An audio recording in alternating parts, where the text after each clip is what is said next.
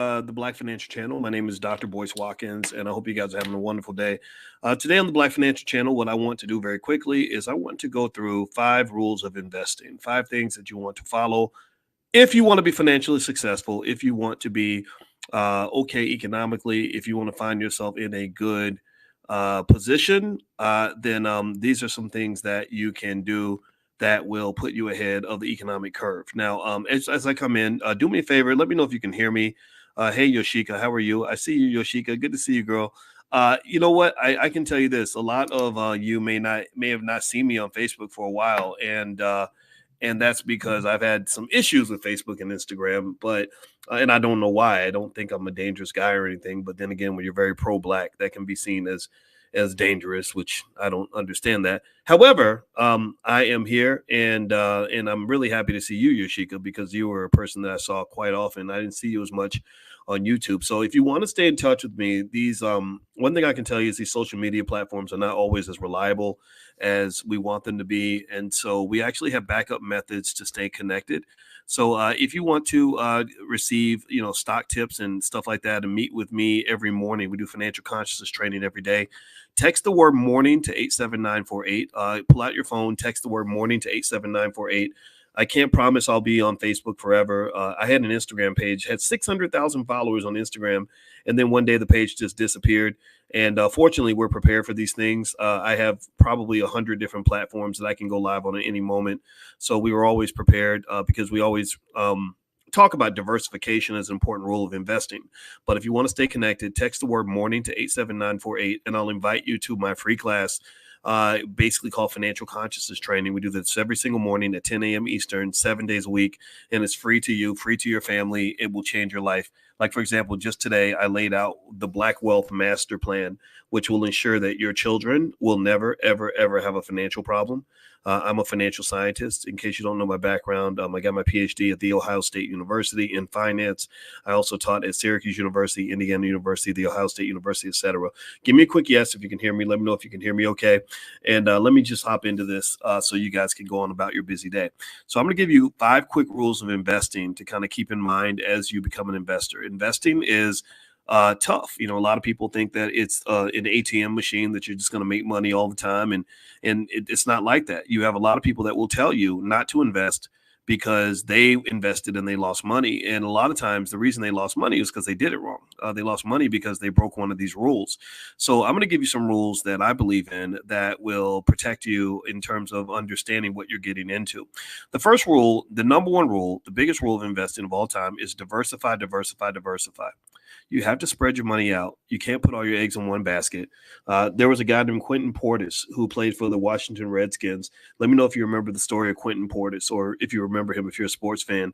Quentin Portis had the highest contract, the highest paid. He was the highest paid player in the entire NFL. He was the highest paid running back in NFL history, if I'm not mistaken, at the time. And Clinton Portis literally, what he did was he gave all his money to an investment advisor who lost it all. And so Clinton was literally like thinking about going to kill this man. Like, he literally was outside this man's office with a gun, basically saying, like, I'm gonna go in here and take this dude out because he stole my money. And I don't doubt that he stole his money. I'm not going to say that Clinton didn't have a point. Shoot, some folks, you almost feel like they need a little killing, whatever. I'm not advocating for that at all.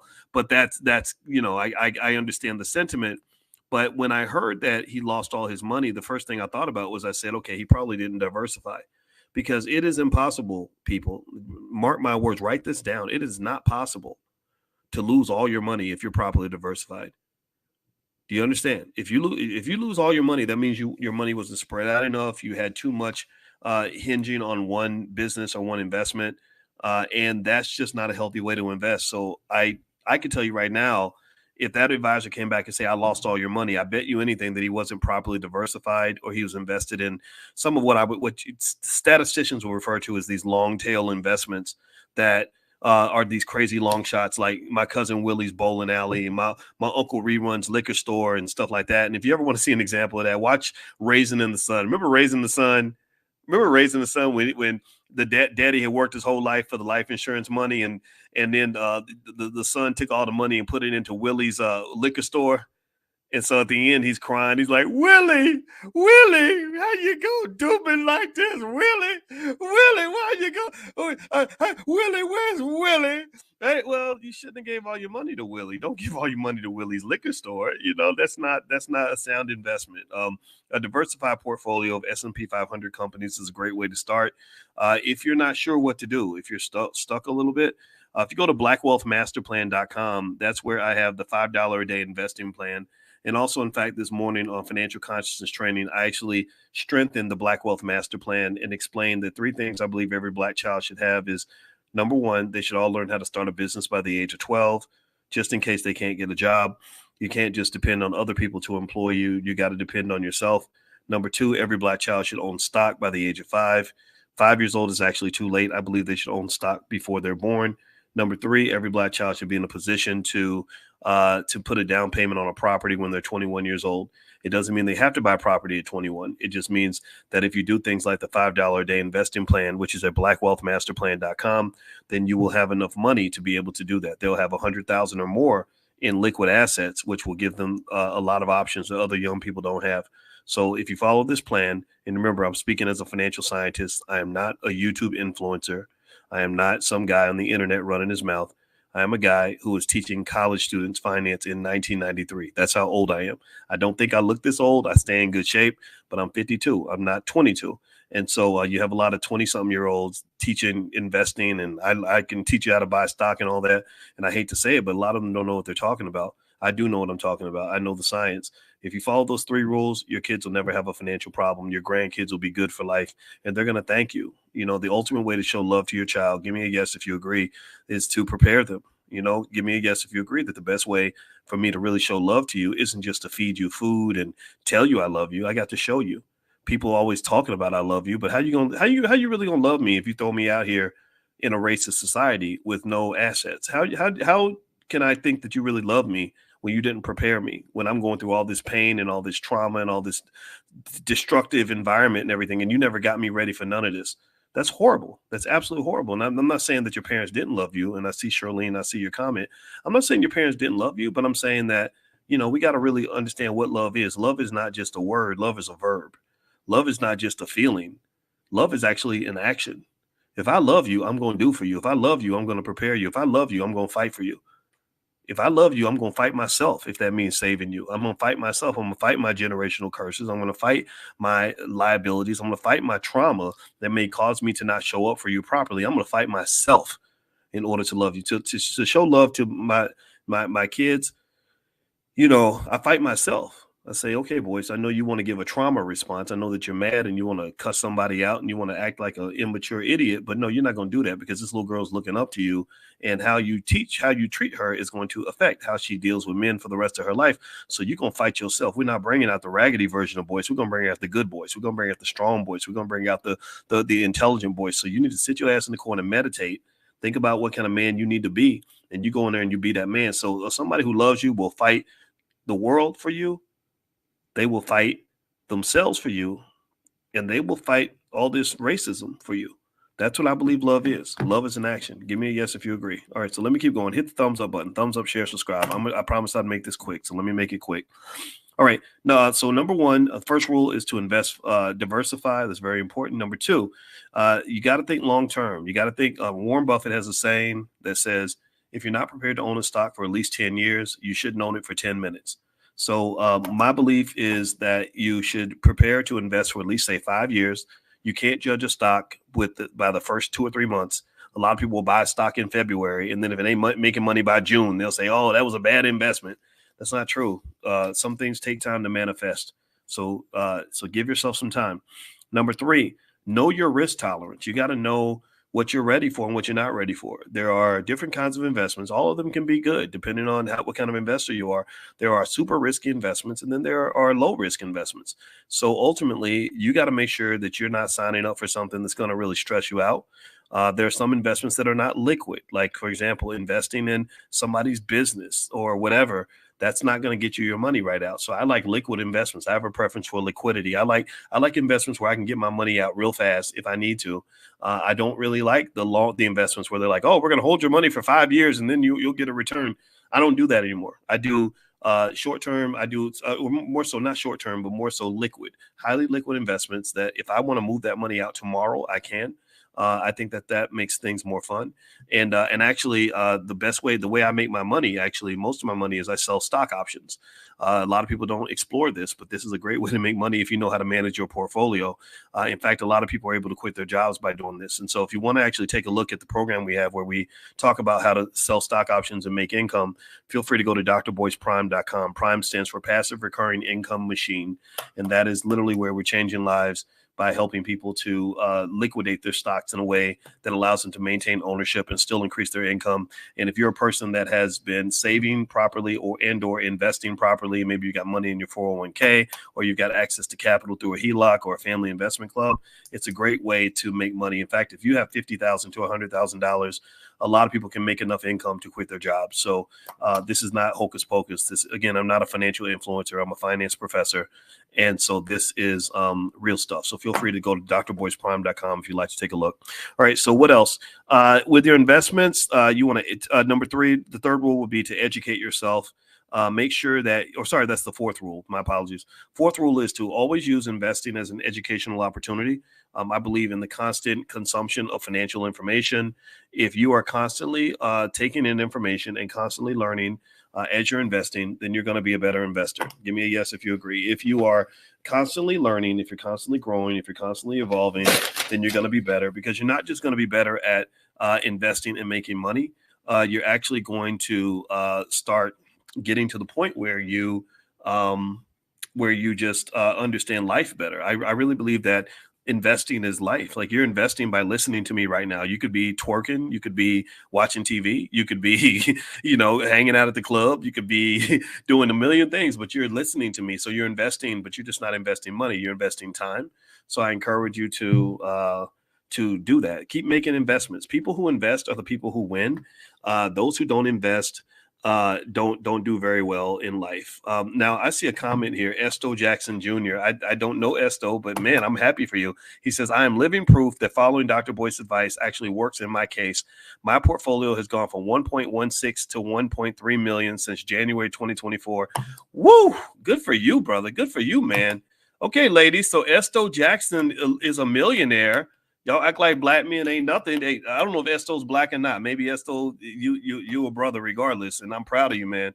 So I love hearing stories like this, by the way. So if you have stories like this and you ever see me in public, or you get online and you have a story you want to share in the chat like Esto did, please do that, because this reminds me that it's worthwhile. It reminds me that somebody's listening. It reminds me that people are benefiting from the time that we're spending online. I do this every single day. And when I first started doing this, it was really hard. Back in 06, when I first started, a lot of people didn't even believe black people could build wealth. A lot of people believe black people didn't have an interest in economics or money. And I fought them through tooth and nail. And I had to fight through a lot of people who just believe, who have a poverty mindset. I have to fight a lot of people who believe that it's a waste of time to talk about investing with black people and all this other stuff. And I've had people even tell me, you know what, you should just go talk to Asian people and Indian people and white people, because they're going to get it. They're going to want to do it because they have a mindset, right? And I don't believe that. I believe that we have people in our community that have the right mindset too. And so that's why I talk to you, and you're the ones I care about. And this is what's fun for me. So Esto, thank you for making my day, brother. I really appreciate you so much. And I'm very, very happy for you. And also, I want to change one little thing about Esto's comment. He says, following Dr. Boyce's advice. So first thing I'll say is I don't give financial advice, right? Like, I just, this isn't me telling you what to do. This is just me I might tell you what I do or what I would do, right? It's up to you to make that decision. You are the one who gave yourself advice, and you're the one who made those moves for yourself. So pat yourself on the back, brother. You did this. All right. So let's see. Esto has a question. He says, can you speak to how to transition to spending the fruits of your labor? I'm 67, and that is the issue I'm having trouble with. Yes, sir. I'm black, sir. Okay, great, man. Well, it's great to hear that you're black. But again, I always have to make it clear, like, I don't hate people who are not black. I just happen to love black people. A lot of people think that if you love black people, you hate everybody else. I don't think that's true. I think hate is a toxic energy. I think hate shows weakness. Hate shows it's an unproductive emotion, in my opinion. So don't waste time hating people. Spend that energy loving people, right? Love is the most powerful force in the universe. Love is your superhero. Love will conquer everything. If you fight for what you love, you're going to fight harder than fighting against something that you hate. So anyway, in terms of transition to spending the fruits of your labor. Maybe you could make a rule for yourself, Esto. I mean, since you got 1.6 million, brother, you could just maybe invest in some of these dividend paying stocks, some of these cash cows, the Coca-Colas. And actually, I have a list of stocks. I call them dividend monsters, actually. Let me see if I can find that list and I can actually put it in the chat. But anyway, on this list of dividend paying stocks, that might be a place for you to go that can allow you to get dividends and to just say, okay, I'm not going to cut down on the principal of my investment. I'm going to just spend the dividends, right? I'm just going to, take the dividend payments and use that for my income. Also, some people even invest right now, like in things like treasury bills and treasury notes because interest rates are higher. So you might be able to do that and give yourself like a decent income just by spending the interest that you receive on those investments. Also, remember, the best way to make money I've seen for someone that has a big capital base is the selling of stock options. If you do it carefully, it will make 10 times more money. I don't say 10 times, but a lot more money than you make, say managing real estate, stuff like that. Like, so for someone like you, Esto, with 1.6 million, you could literally do something really basic and take like a small part of your portfolio. And let's say that you went out and you bought, let's say you bought 1,000 shares of Meta stock. So 1,000 shares of Meta stock, you'd have to come up with about $225,000 to do that. Robinhood will loan you the other 50%, right? So pay attention now. If Esto has 1,000 shares of Meta stock, he can sell options on that Meta stock. Today is the 11th, so he could literally right now. These are real numbers. This is not me making numbers up. You could sell a call option on that stock with a strike price. The current price is $474. You could pick a strike price of $490. You could literally make $10,000 a month just by selling options every month on your Meta stock. Did you follow that? So literally that's $120,000 a year Esto could make by simply taking some of his capital, not all of it, like just a little piece of it, that little 225,000, buying 1,000 shares of Facebook stock, selling call options every month with a really nice stock price to let the stock breathe. So that he still gets some of the upside and literally make 10 grand a month. And if he wanted to increase his income to 15 grand, that's easy to do. And that's what we do in the Prime program at drboyceprime.com. If you want to take a look, I give every week or every 2 weeks, actually, I give the students a list of what I call money makers of stocks that actually pay the highest income. Facebook is not the best. Meta is not at the top of the list, but Meta is more of a safer option. So the income's a little lower, but there's other companies where Esto could do that same strategy and make 20 or 25,000. And people don't believe me. They think it's crazy. I think it's, like, oh, you're making stuff up. And it's like, no, I have a PhD in this. Like, I'm a financial scientist. I can't just go make numbers up. These are real numbers. If you go into your Robinhood app right now, or whatever app you use, you will find these numbers. There's a real market with real value. And that's the other thing about value people don't understand is that an asset's value isn't what you think it should be. An asset's value is what it actually is. An asset's value isn't what you think it's worth. It's what it actually is worth, what someone's willing to pay for it. That's where stock prices come from. When they say that the price dropped, it's not because some people sat in a room and said, I think this stock is only worth $50 and they just announced that it's a $50 stock. No, the market tells you that. You understand? So when I gave Esto those numbers, when I said, yeah, Esto, you can make about $10,000 a month doing this simple strategy with Facebook or Meta stock, whatever you want to call it. I wasn't making numbers up. I was looking at numbers that are actually on the app that tell you what you could sell this for. Just like if somebody says, well, how much would these shoes go for? And someone says, oh yeah, they're worth $200 or whatever. Right. So long story short, Esto, you're in a sweet spot, brother. You are in such good shape. Your income could be whatever you want, and you could take a strategy like that without depleting your capital base. So you are the dream. You're the Black American dream. When people talk about, what they're, like Martin Luther King's dream or the dream of, or what freedom and liberation looks like for Black people. To me, freedom comes in the form of money. If you ain't got no money, it's hard to have freedom in America. That's my 2 cents. I don't know. Give me a yes if you agree with that. All right. So let me give you the 5th rule of investing. The 5th rule would be to keep your emotions in check. When you invest, a lot of people allow their emotions to cause them to make bad decisions. The 2 biggest emotions that harm you the most in investing are fear and greed. Fear and greed are the 2 emotions that destroy people's wealth. If you invest out of greed, then you're going to take unnecessary risks. I'm a pretty conservative investor. You're gonna end up putting yourself in bad positions, and a lot of the greed tends to kick in during times like now when the market's doing really well. Everyone's excited. Everyone thinks that they're gonna make a trillion dollars, and so they're throwing money at the market like crazy and buying into any crappy crypto out there, and that's gonna burn them. And then fear causes people to run away. As soon as the market starts dropping, they start getting scared and get shaky knees. And next thing you know, you're selling your stock cheap when you should have held on to the damn thing. And because if you'd held on to that $50 stock, it would, in many cases, it might grow into $100 stock, but you won't know because you quit before the stock had a chance to show you what its potential looked like. So this isn't true for every stock, but this has definitely been true through most crashes. During the pandemic crash, a lot of people sold their stock when it was cheap because they were scared. A lot of people made money from that. During the crash in 07, 08, that was a massive opportunity to buy and make a ton of money. A lot of people missed out on that because they walked away. So don't let your emotions drive your investing. Think about the long-term goal. Look at the big picture. That's extremely important. Now, one of the things that we do extensively is to help with this is we do free financial consciousness training every morning at 10 a.m. Eastern in the Black Business School. It's really, really good. You're going to love it. The live sessions are free. Now the recordings do have a fee that you can pay a small fee and get access to the recordings. So if you'd like to join us, just text the word morning to 87948, or you can also go to drboyceelevate.com. drboyceelevate.com is another place you can go if you want to sign up for Money in the Morning with Dr. Boyce. I guarantee you it's going to make a difference in your life. I wouldn't recommend it if I didn't feel confident that I can give you something that's going to really affect you in a positive way. All right, so let's see here. Before I go, let me look at a couple more questions. Hit the thumbs up button, please. Charlene says, Dr. Boyce, I need help with understanding stocks and portfolio. I have an account with Robinhood, but small stocks. My money's not that long to invest. Okay. Well, one thing, again, you can join the free morning financial consciousness training. Now, if you want to do something specific in terms of stocks or understanding money, we do have something called Black Money 101. Blackmoney101.com is where you can go. You can take a look. It's an introduction to the power of money. In Black Money 101, there's probably, I want to say 80 to 100 lectures that I've done on various aspects of investing and wealth and understanding money. That's one place you can start. We also have the Black Stock Market Program. So we have a few different things you can take a look at. So feel free to go to Black Money 101. That can get you started. Let's see here. Esto says, additionally, I make is that $500 or $5,000 in pension income and currently not taking my Social Security till I turn 70, which would be $4,000. I would do options thing, but I would leave money on the.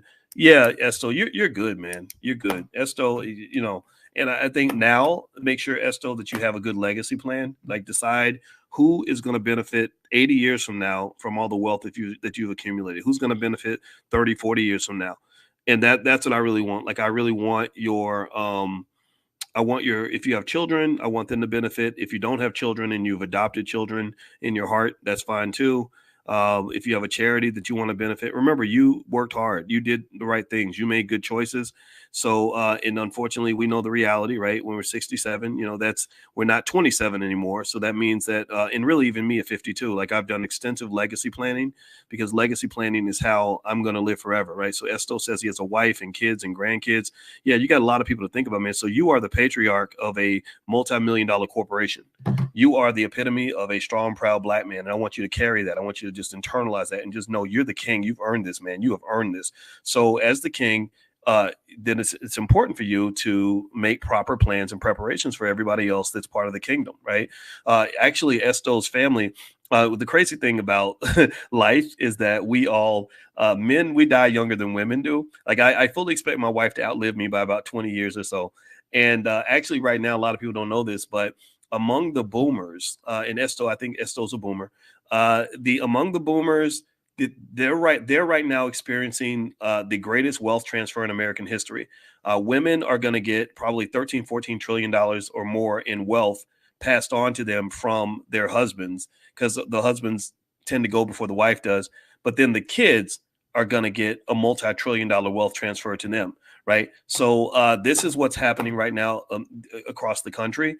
And so I really just encourage you guys, if you really want to have fun, sit down and really embrace the idea of estate planning and legacy planning, because, if you do it right, you can really take good care of people that that you love. And so one of the things we do in financial consciousness training that we cover extensively is we even talk about things like what is love? Like, what does love really mean? And as I was explaining earlier, I was telling you guys, like, how can I love you if I don't make a plan for you? Like, how can I love you if I throw you out into extensive economic pain due to a significant lack of preparation?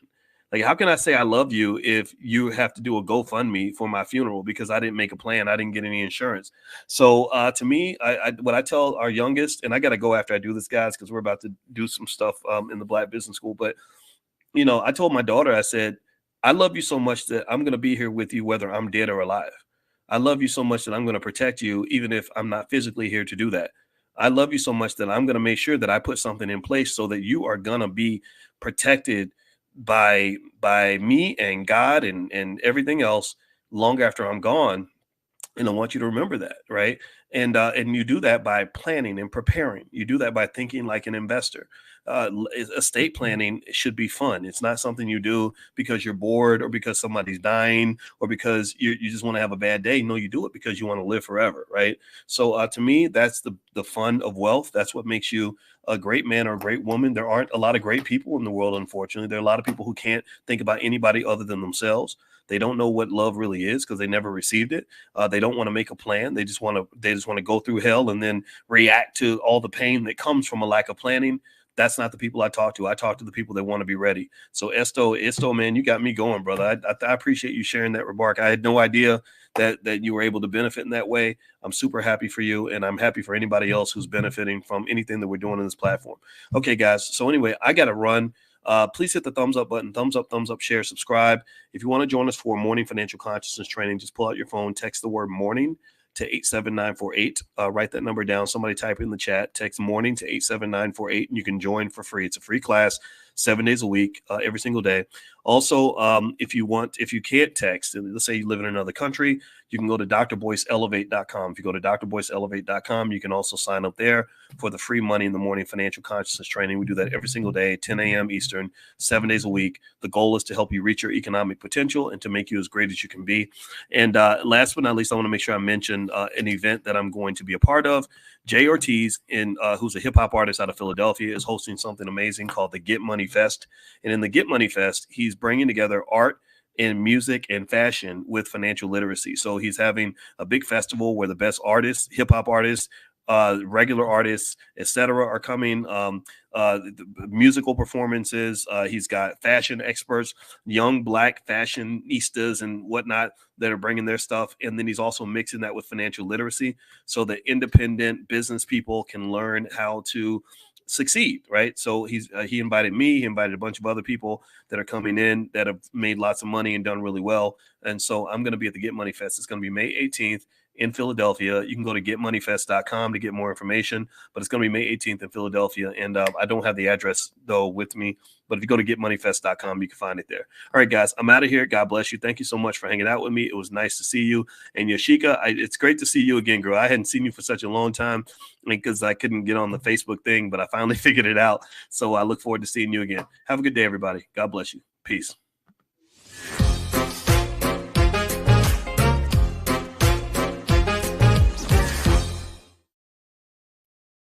Everybody, what's going on? Happy Easter. It is so good to see all of you.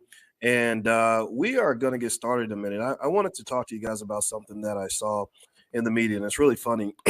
I'm actually under the weather just a little bit, and so I hope it's okay if every now and then I clear my throat. I don't want this to sound bad, but, I talk to you guys constantly, and I just want to make sure that we remain connected. And I was reading a report about rich people. And basically what this report said is that rich people have now accumulated about $44 trillion in wealth. So effectively what that means is that they have just so much money. It's ridiculous. They are richer than ever. And it is not going to stop. It's, that old little Diddy songs, can't stop, won't stop.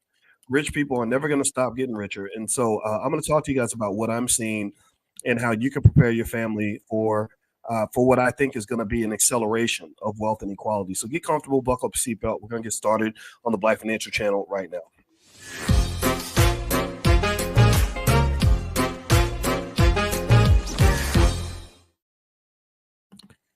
Hey, what's going on, guys? Welcome to the Black Financial Channel. That's theblackfinancialchannel.com. My name is Dr. Boyce Watkins. I'm your friendly neighborhood finance professor. On the Black Financial Channel, we talk about Black wealth and Black economics every day. Sometimes we do it 10 times a day under the B1 condition. B1 means we are Black first. Black first means that we don't hate white people. It just means that we love ourselves. If you agree with this philosophy, put a B1 in the chat. Let me know if you agree that it's okay for Black people to love ourselves. And also, I want to say happy Easter to everybody. I see you, Etta and Larkita and Max Law, Sharon, Deuce Smith, codename Diva. So what I'm going to do is I'm going to show you some interesting and really disturbing data about wealth inequality in America, racial and just general wealth inequality. I'm also going to talk to you about ways to deal with this, ways to respond. And at the end, if you stick around to the end, I have some stocks I want to share with you that I really think are going to help you and your family put some money in your pocket. One of the things that we've decided in the Black Business School to become one of our core philosophies and core missions is to make sure that you get richer, that you make more money because you're hanging out with us. I don't just want you to feel good. I'm not just here to give you a speech. I'm not just here to bust a rap or tell a joke. I'm here to give you something that will make your life better. You know, if I can't make your life better, then you shouldn't be listening to me. And so if we can agree on that, then if you can agree to support us, then we agree to support you, and we will support you by increasing your income, increasing your wealth, increasing your peace of mind, your financial security, making sure your kids are good, etc. And I am qualified in this. In case you don't know my background, my doctorate is in finance. And in case you don't know, that's a really hard degree to get. It takes a lot of time to get that degree. But anyway, so let's get it cracking. Let's jump in, and I'm going to talk to you guys about some data that I just saw. So effectively, rich people are are richer than ever. The rich keep getting richer, and that's just kind of how America works. They have so much money, it's ridiculous. They are sitting on swole, so to speak, financially. And a recent study showed that they've now the wealthiest in America have now hit a record of approximately $44 trillion. So they're sitting on $44 trillion worth of wealth. And this is very disturbing. This is not a healthy balance in our society. This is not a good thing. Just to kind of give you some context into this. Basically, rich people in America, they've always had more money than everybody else. We've always known that. We've always had the wealthiest. And in the early 20th century, you had the robber baron era, where you had a bunch of rich people sitting on insane amounts of money and a lot of poor workers who were struggling. Well, we've now reasserted ourselves into the robber baron era. The robber baron era of the early 20th century has repeated itself in the United States. If you look at some of the graphical representations here, if you look at, let's go back here. Let me go back and grab this stat that I actually like. Here we go. If you look here on this chart, can y'all see this chart? Give me a yes if you can see this. If you can't see it, if you're listening on Spotify, then I'll describe it to you. And this podcast is on Spotify. Just look up my name. So it says the wealthiest Americans own an increasing share of wealth. This graph only goes up to 2016, but I want you to look at the blue line. The blue line is what we're talking about, the richest 1%. And then I want you to look at the purple line on the bottom, the bottom 90%. Don't worry so much about the orange line. The orange line matters, but I don't want this to be confusing. So if you look at this blue line, which represents the top 1%. Here's what you notice. If you go back to the beginning, if you go back to 1989, you saw where the levels were. They dipped a little bit in the 90s. But the blue has kind of remained strong for the most part for the last 30 years. That top 1%, their percentage of American wealth has pretty much remained constant, or it's actually grown. If you see, there's a gap that starts to emerge around 2010. And it accelerates and it maxes out here at 2016. But just to tell you how the story ends, you got another 8 years after that. The gap continues to grow. Wealthy people, the top 1%, now have a record amount of wealth that they didn't have before. And if you look at the bottom 90%, look at the bottom 90%. The bottom 90%, their wealth has gone down. Their wealth has gone down.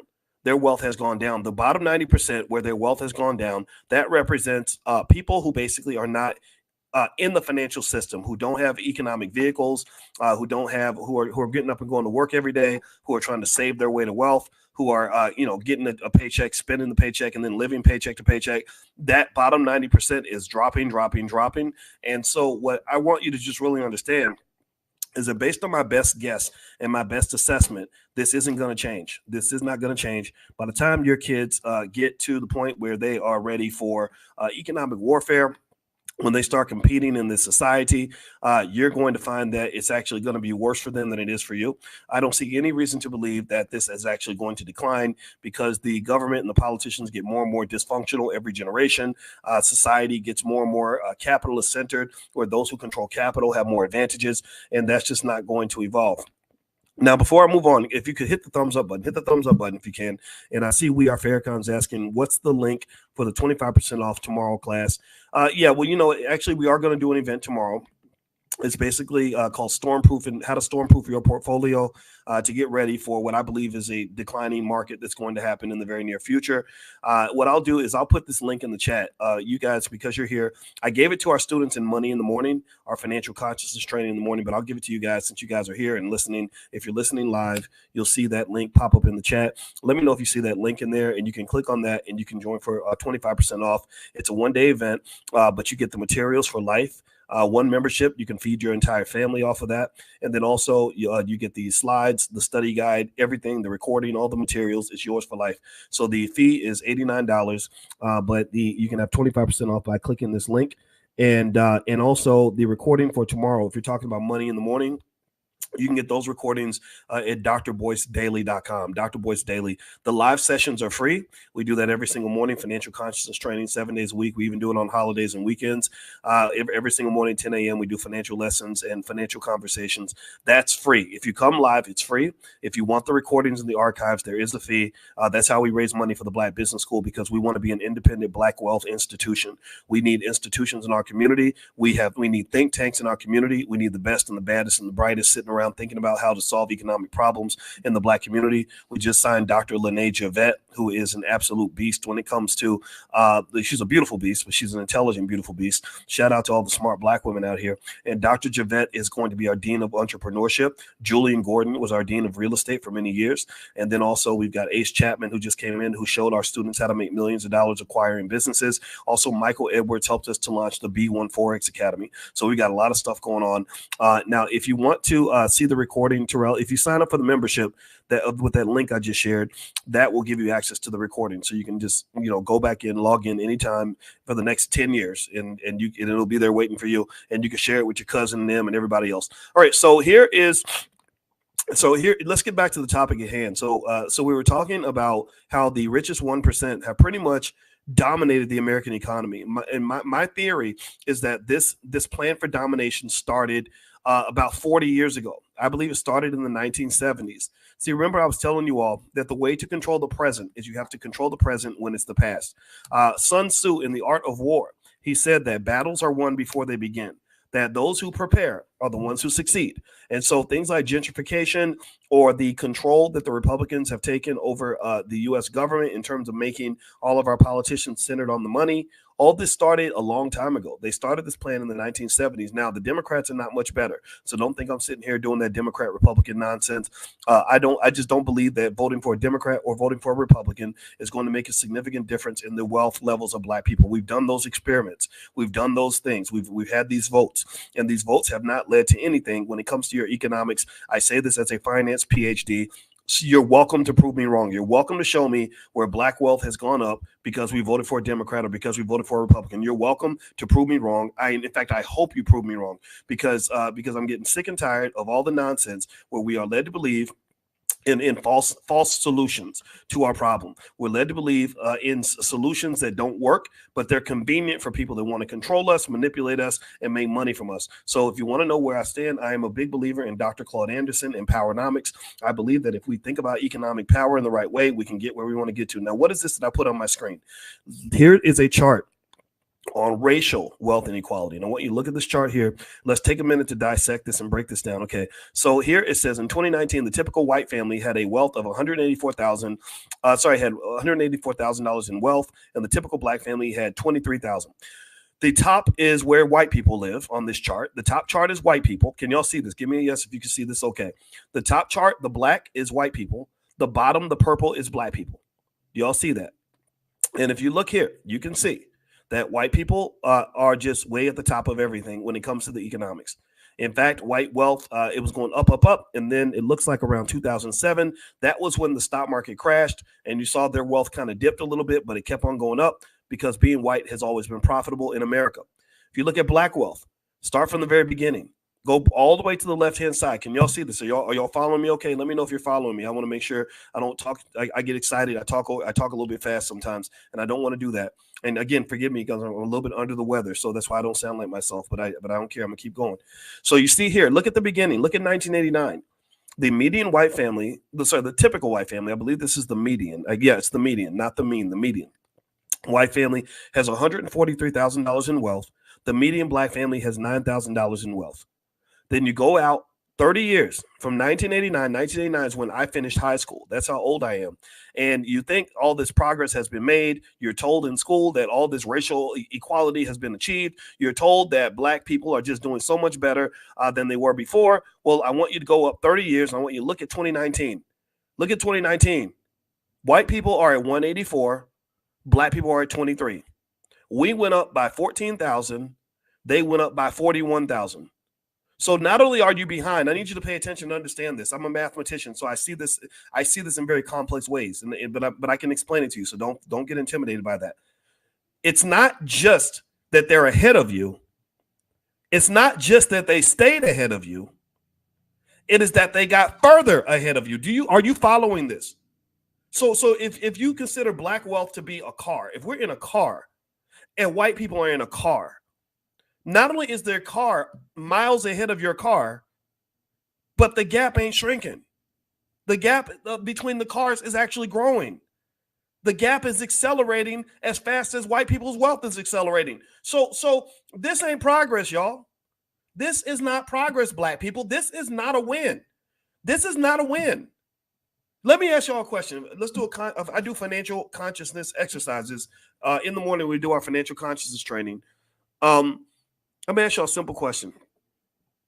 If I was to ask you, what were the top 3 stressors for black people? The top 3 things that cause black people the most anxiety, the most stress, the most family drama. Would you agree with me? Give me a yes if you'd agree that money will be in the top 3. If I was asked, what are the top 3 things to stress a black man out? Would money be in the top 3? If I say, what are the 3 things that a single mother worries about the most? Would money be in the top 3? If I said, what are the top 3 things that break up families? Would y'all agree with me that money, a lack of wealth, a lack of financial security, that word is very important, security, very important, because that's emotional. Money's very emotional. If you ever want to be stressed out, just let somebody take money out of your bank account. Or let your credit card start bouncing. Let lose a job. To go through what it's like to lose a job.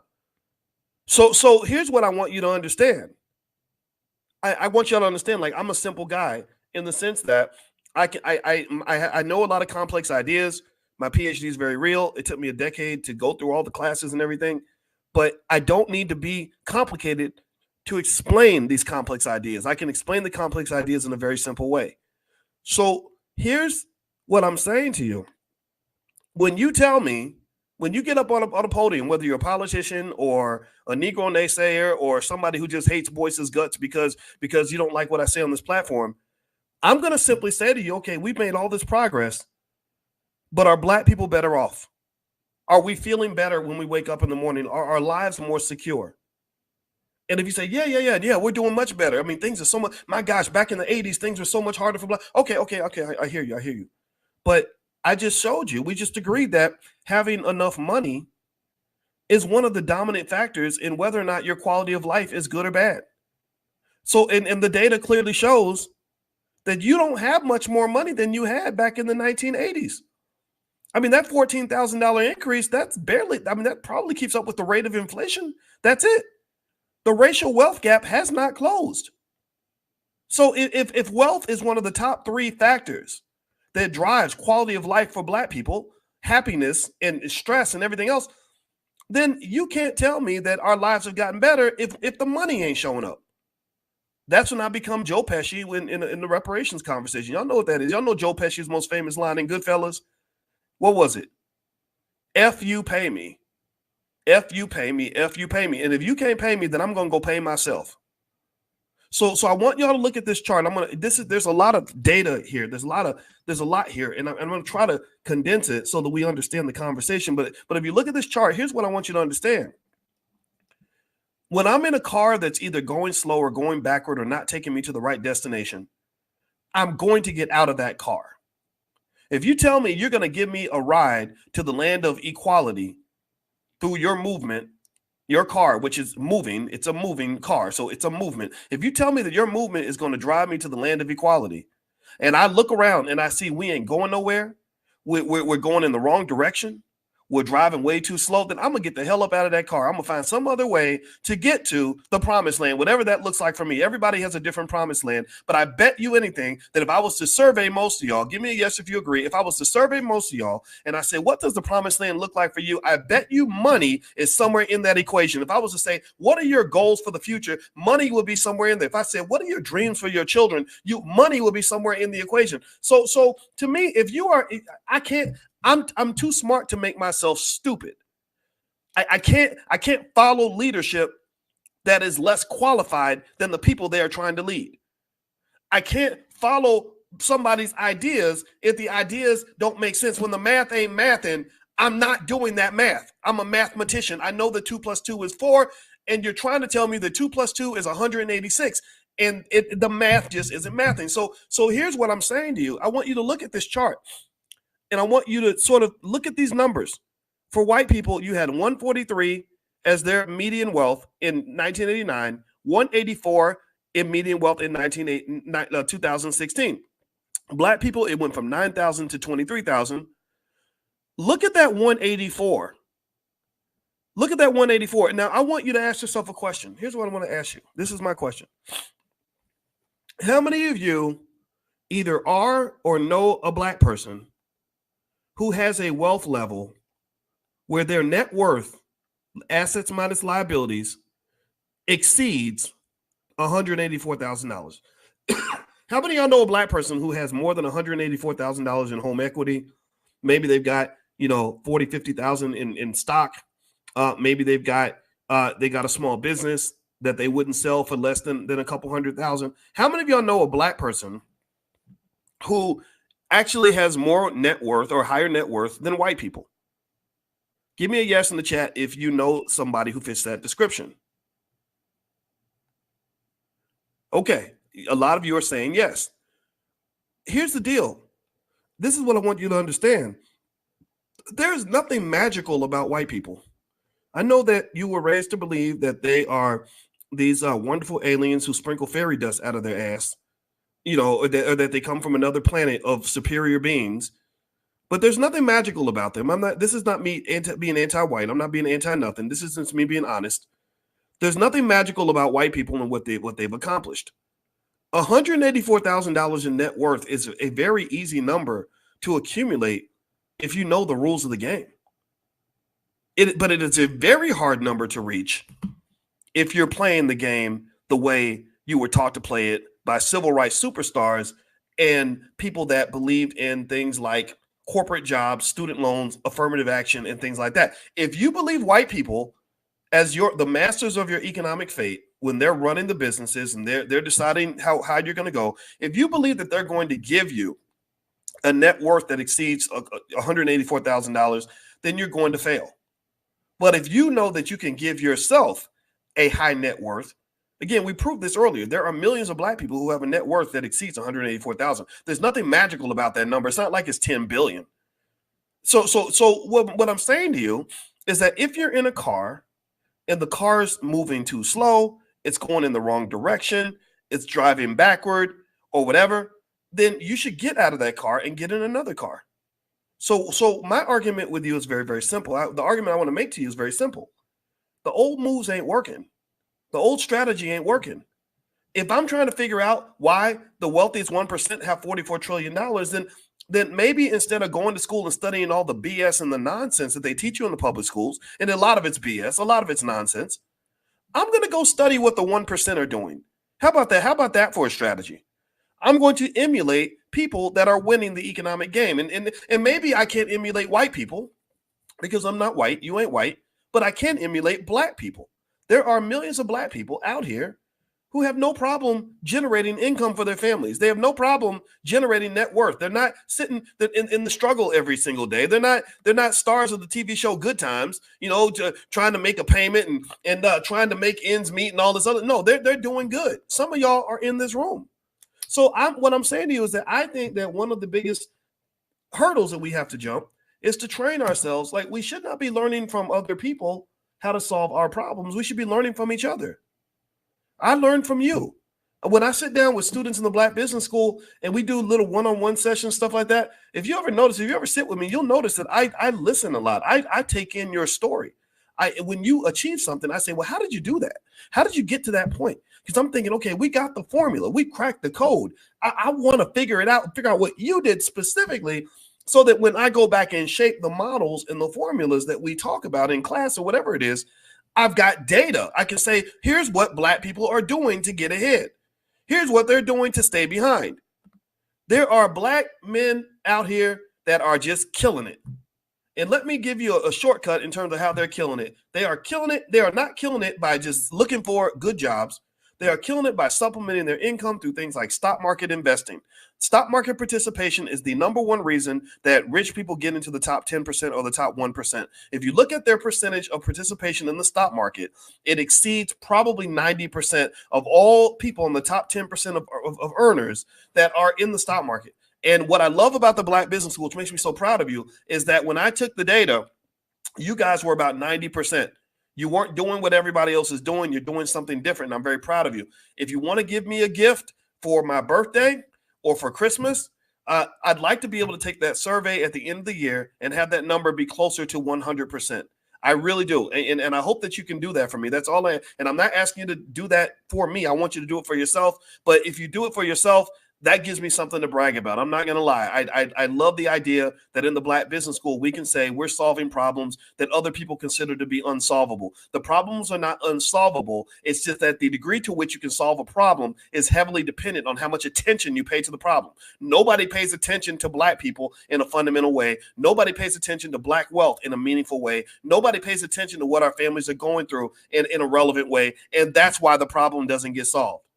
That which you pour time and energy into is what is going to grow. The flower that gets the water is going to grow. The flower that gets the dirt and the seeds and the sunshine is the one that's going to grow healthy. But our flower does not get watered because we got too many people out here trying to copy white folks. We got too many people out here trying to exploit the Black community. We got too many people out here trying to sit around and complain about a problem. We got too many people out here that become these weird crabs in a barrel that literally get angry because I'm using my PhD to provide a solution, and I don't have any patience for it. I call them the Negro naysayers. If you are a Negro naysayer and you come in here to cause trouble, just know you are in a sacred space. We will kick you out of the church. You cannot be here. If you're going to be a troll, you better be a quiet troll because we ain't got time for nonsense. This backward thinking nonsense that's perpetuated in media is something that we have to fight against. Just today, I was fighting with some guys about rappers and the immaturity of rappers and how they take the most degenerate drug addicts who hate their mothers, who want to kill Black people, and then they give them the biggest platform. And then your little Black boy says, I want to be like him. I want to be like Lil Wayne. Why would you want to be like Lil Wayne? Lil Wayne is a guy who is incredibly unhealthy because he's been on drugs his whole life. He hasn't healed from the trauma he's gone through. He's got tattoos all over his face. He's got 2 or 3 women pregnant at the same time. What in the world about him makes you want to emulate any of that? Oh, I get it. Oh, that's right. I forgot. It's because he got money. Well, where did he get the money? He got the money from white people. Well, why did he get the money from white people? Well, because they will pay you to represent whatever stereotype or destructive imagery that they believe that Black people should carry around. That's what happens. And so what I'm saying to you is that we have the heroes in the community. We have the solutions. We've got the people in the community that can get it done. We've got the people that know the answer. I want to listen to the people that know the answer. That's my 2 cents. So anyway, guys, do me a favor, hit the thumbs up button, thumbs up, share, subscribe. I'm going to give you, I mentioned to you all that I had a couple stocks I want to give you. Actually, I'm going to give you a bundle here. Here is a list. I'm going to put this list. It's a list of 5 stocks under $10 that I believe in, that I believe that you can invest in, that I believe are going to make money in the next 5 to 10 years. Remember, with investing always involves risk.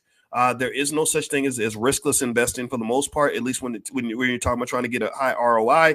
But ultimately, that list should get you started if you want to become an investor. Also, if you go to blackmoney101.com, there is an introduction to the power of money, a training program we have. The lifetime fee is like $12.99 or something. However, you can literally get 90% off. That's kind of an introduction to the Black Business School to show you that we're not playing. We are the best on earth at what we do, and so that's just there for you if you want to take a look at that.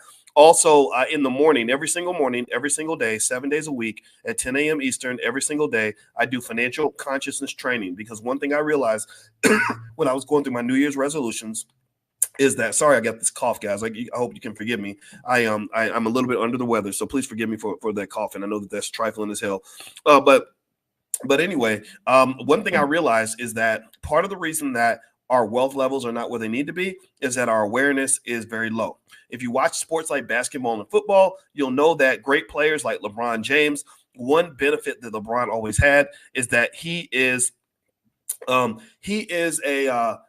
guy who has a tremendous awareness of the court. Michael Jordan had tremendous awareness of the court. Serena Williams had tremendous awareness of what it meant to be a great tennis player. Her father, Richard, had a tremendous awareness of the vision required to build a Serena Williams. So what happens is that I think that our economic awareness is not there because our financial consciousness needs to be elevated. So in the morning, every morning at 10 a.m., we do financial consciousness training. You're welcome to join us.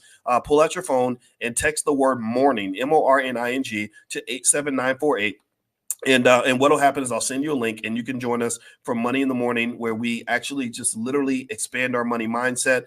We understand money on a different level. We become more deeply connected to money in a metaphysical way. We also become deeply connected to money in a subconscious way. We literally swim in financial concepts to the point where it will be money will be as natural for you as a fish swimming through water.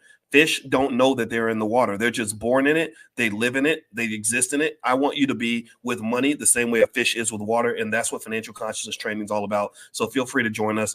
And also, of course, you can go to drboycebooks.com if you want to take a look at our financial Black Wealth Mastery curriculums, things like that. All right, so let me pull out. Let me just sort of hit the last couple of points here. I actually, believe it or not, I actually had a couple more slides that I wanted to share in terms of data about the richest 1% and what's been going on with them. So here is the chart. So I showed you guys what's been going on with Black wealth.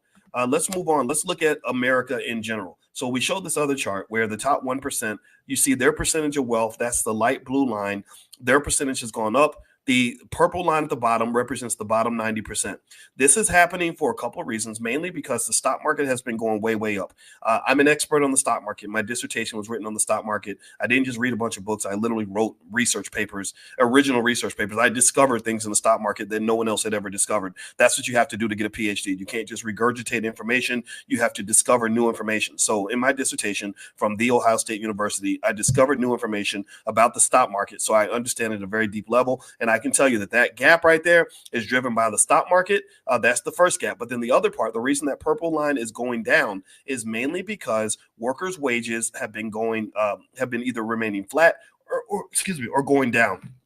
Workers are not getting their fair share in this society. And a lot of it's because they deliberately went out of their way to bust up labor unions and to make sure that workers had as few rights as possible. And what's going to happen, the reason I think this gap is only going to grow is because you've got things like AI.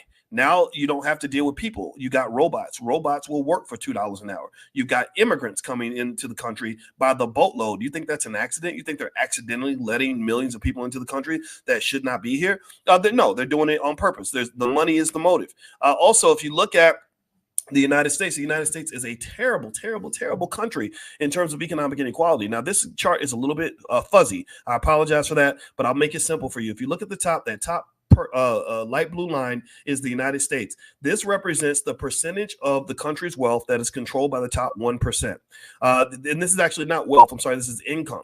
So the percentage of income controlled by the top 1%. You see, the United States dominates all the other major countries. It dominates Canada, Italy, Germany, France, Japan, and the United Kingdom. And this is largely because your politicians are a bunch of worthless SOBs who don't really care much about the American people, and they've been bought out by major corporations. How do you think that we got to the point? Think about this. How many of you have student loans? Give me a guess if you ever have had a student loan or you're dealing with student loans. Give me a guess how many student loan veterans we got in here. Okay. So a lot of you have. I know I have. I know I had to take some loans. So here's the deal. with student loans is really fascinating. So the reason that your loans have really set you back financially is partly because number one, they made debt available for people to go to college, which gave the impression that they were doing something good for the American people. But the problem is that when you increase the money supply, which is what happens when you do debt. What happens when you increase the money supply? Let me ask y'all. Let's do a conscious exercise. What happens if I increase the supply of money when it comes to competing for scarce resources? What's the effect? It starts with an I. Inflation, right? Inflation. So the price of the asset goes up. And the reason the price of the asset goes up is because you have more dollars competing for scarce resources. So what happened was that when they increased the amount of debt available for people to go to college, they get a bunch of 18-year-olds who aren't even thinking, and they get them all, they make excellent economic suckers. Why? Well, because their financial consciousness has not been developed. They're not thinking long term. They really don't think they're ever going to get old. So they'll sign anything so they can go to college and go to a bunch of parties. So they made all this debt available. So university said, oh, there's a lot of money available, but we have the same number of spots available. So what we're going to do is increase our tuition. So what happened was that when they increased the amount of student loan debt available, the cost of college shot way through the roof. That's what they did. So it's like you think that they're helping you to go to school, but really what they're doing is they're saying, we'll loan you the money to buy a candy bar, but we're going to raise the price of the candy bar to $25. That's what they did. Are you hungry? You want a candy bar? You say, yeah, I'm really hungry. Okay, well, how much money you got? You say, well, I got $2. And they say, well, candy bars are $3. So what we're going to do is we're going to loan you money to get a candy bar, but we're going to increase the price of the candy bar from $3 to $25. But don't you worry about that, because all you got to do is sign the dotted line and you can have this candy bar right now. Well, because you have a society that's built around instant gratification, people don't think about delayed gratification. Then you're pretty much signing yourself up for financial slavery. Capitalism is built around slavery. When you are in debt, you are a slave. Why does that mean you're a slave? Well, because if you're in debt and you don't know other ways to make money, then you got to make money. You got to pay the landlord. So what's the solution? Oh, I got to go to work. Well, what do most people say every day? Oh, I got to go to work. I don't like this job. Well, why don't you quit? Well, because I can't quit. Okay, there you go. You're a slave. I'm not making fun of you. I hope that was not too harsh in terms of how I said it, but that's literally the logic. Remember, slavery does not mean you're not getting paid. There are plenty of slaves around the earth. They get compensated. In fact, you could even argue that the original slaves in America were being compensated, just poorly compensated. They were given a place to live, a bed to sleep in, food to eat, so they could keep working. They gave them just enough to make sure they could keep showing up to work and remain healthy enough to keep doing their job. Well, in America, they kind of do the same thing. They don't pay you enough money for you to get rich. They don't pay you enough money to get free. They don't pay you enough money to quit your job. They pay you enough money so you can keep going back to work. Tell me if I'm telling the truth. Am I right or am I right? They literally are not trying to. They're like, oh yeah, we gotta really make sure our employees are empowered enough to quit the job. Well, that would not make them very good capitalists, now would it? You can't be a good pimp if you train your hoes to be independent enough to leave the street corner. You got to give them just enough that they looking good, looking sexy, but you got to make sure that your hoes stay in check. And so a lot of us are hoes to the capitalist system. They give you just enough to get by, not enough to get free. So if you want to get free, getting free is going to have to be your job. Getting free is going to have to be an aspect of economic maturity. Economic maturity, I write about that in my book, The 10 Commandments of Black Economic Power. Economic maturity is bent on the idea that you are mature enough to understand that your fate belongs to you. Economic maturity means, and again, this is not in any other book anywhere. This is, again, with a PhD, I'm qualified to come up with new concepts and new theories. So economic maturity means that you get to the point where you say, okay, this is my responsibility, that my fate is contingent upon what I choose to do. It's not contingent on what the white man does. It's not contingent on what other people do. I can't go through my life and believe that my outcomes are based on everybody else. Economic maturity, it might be reflected from the fact that maybe you didn't go through an economic rite of passage. In my book, again, you can go to drboycebooks.com if you want to get a copy. I highly recommend it. It's a bestseller on Amazon. I think you guys are going to like it. I know you're going to like it. And the thing about economic maturity is a lot of us never went through an economic rites of passage. And I believe that is critical for Black people. An economic rites of passage might look like this. It might be something where you graduate from being a renter to being an owner of property. You're no longer economically immature enough to think that you can rent your residence for the rest of your life and somehow find a way to be financially free.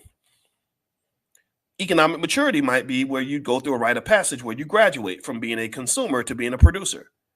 Because what has happened? You have learned that you cannot get ahead in a capitalist society if all you do is consume. So I believe America's goal is to keep Black people as economically immature as possible.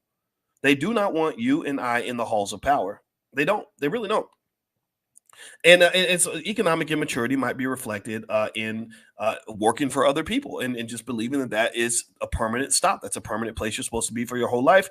Well, again, if you like your job, there's nothing wrong with that. I'm not saying that you have to go and run a business or start a business, but I do believe you need to own a piece of a business.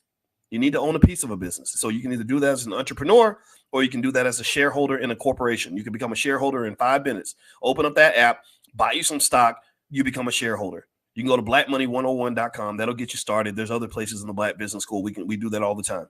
So the point of the matter is to say this. I will make the clear point that when we're talking about this delicate issue called freedom and equality and all this other stuff, I'm of the belief that the answer is very, very simple, but the implementation of the answer is very, very hard. The answer is simple. It's like losing weight. You know, the answer might be go to the gym, stop eating Cheetos. But the implementation is hard because you're addicted to Cheetos and you're lazy. You don't want to get up and go to the gym. That was my problem. That was my problem. We're all affected by this. But if you really want to look at where the money is in America and how the richest 1% became the richest 1%, just look at the stock market.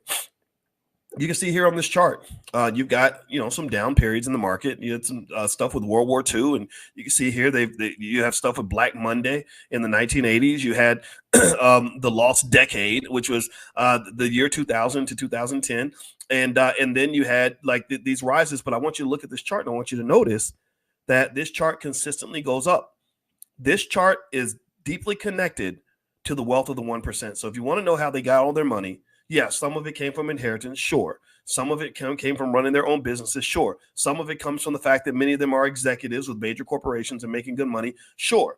But a big chunk of it came from stock market participation and ownership of real estate. If you are an investor consistently in real estate and stocks, your wealth level is going to be higher than somebody who does not do those things.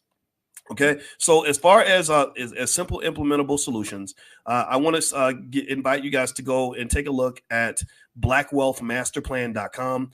This is a free platform that basically shows you how to do the $5 a day investing plan. We're asking everybody in the community to take a look at the $5 a day plan. So blackwealthmasterplan.com. Also, if you text the word money, you can to 87948. I'll send you some information on how to make money without working. A lot of you know about this. A lot of you are participants. This is part of the Prime program where we literally talk about selling stock options and things like that. That's how I make my money at this point. That's what I do to send money to my wife to pay down the credit card bills or to go on trips or to pay down the houses or whatever it is that we're trying to do. So literally, if you text the word money to 87948, you'll get a link to the training called How to Make Money Without Working. It's totally free. And that will introduce you to something that will probably blow your mind. And it's not hocus pocus. It's not fake. I can't be one of these internet scammers that's just trying to get your attention. It's based on real science and it's really straightforward. It's not risk-free, but you can manage that risk. And risk management was one of my expertise areas when I got my doctorate. Okay, so anyway, guys, that's pretty much it.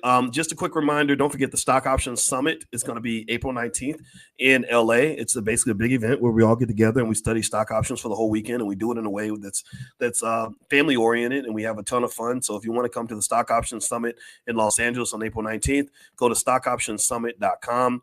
And then last but not least, don't forget that the All Black National Convention is where we get together with the smartest Black people on the planet in all different areas, and we solve our problems. My wife, who is a therapist, she has a bunch of really cute therapist friends like her. She's the cutest of all in every place she goes, in my opinion. And she's actually deep into Black financial psychology. She's actually done some really great workbooks on the topic on dealing with financial trauma and things like that. So she participates in the convention. And then also at the same time, we just have lots of other experts in all different kinds of areas.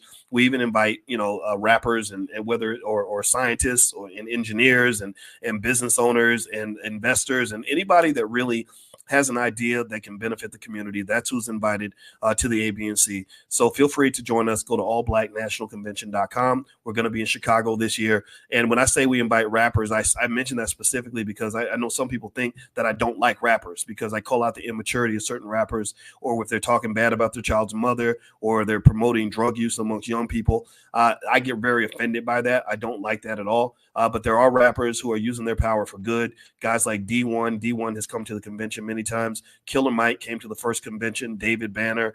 There's lots of great artists out here that really do get it, and they are part of the movement too. So I want to make sure that they feel welcome as well. So anyway, guys, have a wonderful day.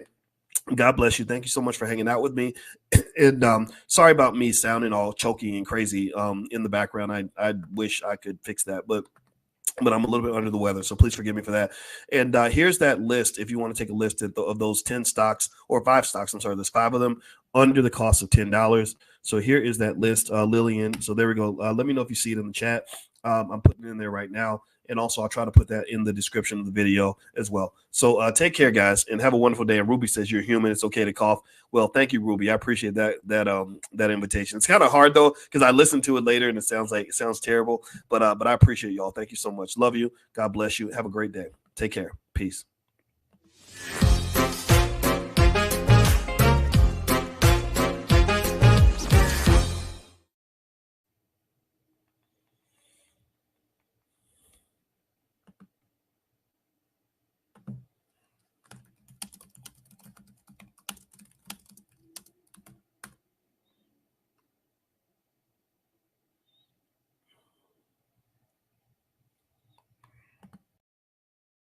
Different states.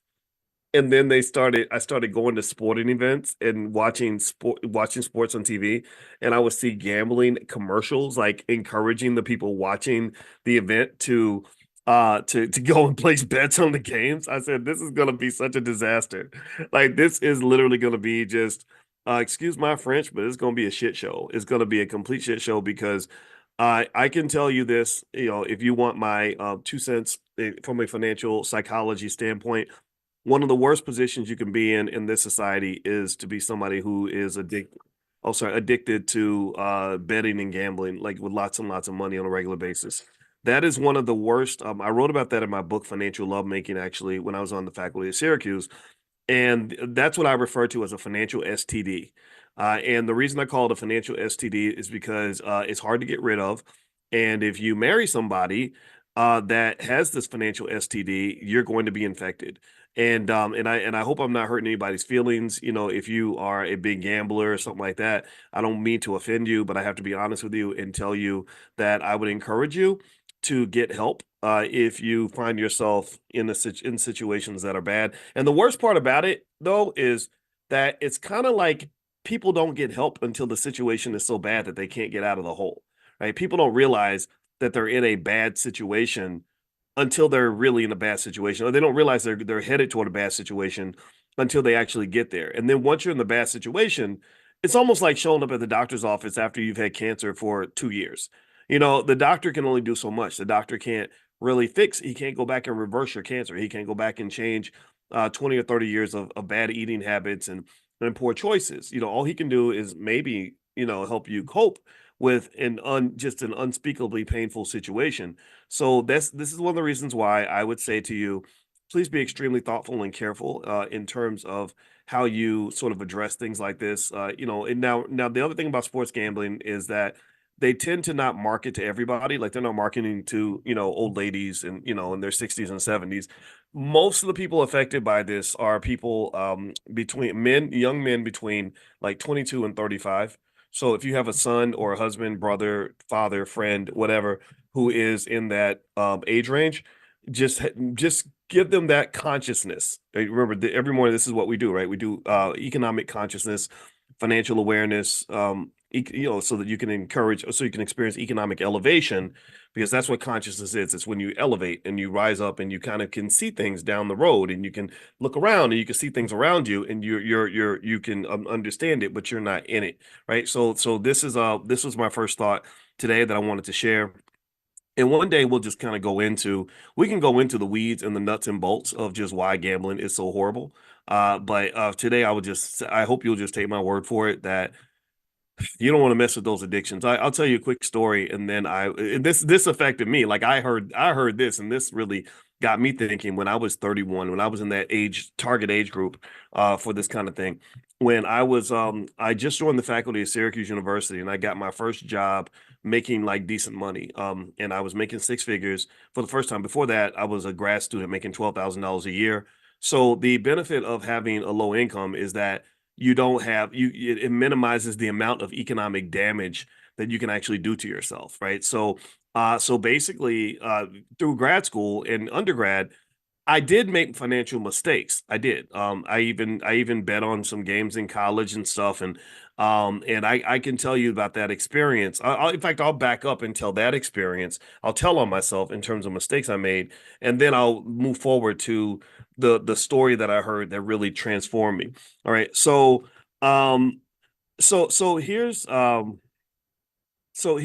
it was. Okay, so when I was in college, I had a friend. I went to University of Kentucky, and in case you don't know anything about Kentucky, it's not as backward as they portray it in the movies, but it is kind of country. You got a lot of country folks in Kentucky, but most of them were really nice people. So I mean, yeah, when I wrote articles about race and racism, I would get death threats and stuff, but most of the people weren't giving me death threats. Most of the people were nice. They'd invite you to your house and want to cook for you and stuff. And so anyway, I knew this guy named Russ. And Russ had another friend named Russ. And that's only going to happen in Kentucky. That's not going to happen in California that you have two friends named Russ. So, Russ was a cool guy. We'd almost won a flag football tournament. It was the craziest thing. I was the one black guy on this team full of like slow beer drinking hillbillies that really just knew football. And Russ would just throw the ball and he would pound it into my chest and I would catch the ball and I had some speed, so I'd grab the ball and I'd sprint down the field and we almost won the championship. It was the coolest thing ever. And we didn't do anything complicated. It was just like simple, like, okay, boys, you cut across the middle, I'm gonna throw you the ball. I catch the ball, I'm the black guy. I sprint past all the white boys and we would score touchdowns. And we only lost. I was so mad because Russ threw the ball so hard that I caught it and it bounced off my chest and landed in the hands of the other guy. And I'll never forget like all those frat boys that we were playing against because the teams with the fraternities would form flag football teams. So the frat boys were like, yeah, yeah. It was like 100 of them, and there was like seven of us, but they had like literally like 60 guys on the sidelines, and I was so mad. But anyway, that's just me expressing untreated trauma over a significant loss in my life. Right, that's how pathetic my life was. So anyway, so I had a friend named Russ, and Russ had a buddy named Russ, and I went with Russ to Russ's house, and Russ basically would bet on these football games, and I love football. I love all the sport. Well, mainly basketball and football. Baseball kind of put me to sleep. Golf and tennis. Golf I got into when Tiger Woods started to play. So I was at Russ's house with Russ and we bet on the Cowboys game or something, or he was betting on these games, and I was like, yeah, I'll bet, and I bet some money, and I won, and then another game came on, I was like, oh, I'll bet on that game, and then I won again. And so here's what happened in my head, in my little 20-year-old brain. The dopamine hits, right? It's actually gambling and money. It affects the same region of your brain as cocaine. So what I did not realize was that I was being drugged, but not against my will. This is not something where I'm going to go file a lawsuit against Russ 30 years later and say you drugged me. No, I voluntarily participated. And I remember this feeling, and maybe you can tell me if you can identify with this feeling, because a lot of you go through this. Maybe if you have some sort of economic come up, or maybe you become an entrepreneur or something like that. I said, whoa, this is crazy. I made more money just watching football on a Sunday afternoon than I make working my job for 2 weeks. And I remember just thinking how great that was. Like, wow, so I know football. Every young kid thinks they know everything. That's why you can't hardly talk to some of them because they think they know everything. And then life humbles you, right? So I thought that I just kind of understood everything. But then I experienced the dark side of losing, and I remember how sick I felt because what happens is that this is leverage in action, and so what leverage did was leverage gave me the high of saying, "Whoa, I can make more money in 3 hours than I could in 2 weeks on my job." But the downside of that is I can also lose more money in 3 hours than I make in 2 weeks on my job. So if my job becomes the primary method through which I'm repaying this debt that I owe. Tell me if you're following what I'm saying. Give me a yes if this is making sense. Forgive me for my ridiculous story about playing flag football. I know that was a tangent, but that's what I do. So the problem though is that I was putting myself in an unstable situation.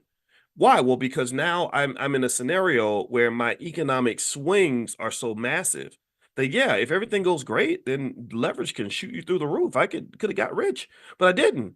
I ended up being $1,000 in the hole, and I'm making $200 every 2 weeks.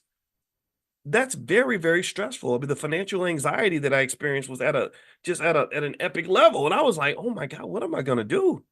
And what happens is that and this is why gambling becomes so dangerous. This is why you have to be very careful, is that when people get to that point where they're desperate and they realize, okay, I can't get out of this hole. Like I can't, the way I know how to make money is go to my job and work 2 weeks to get $200.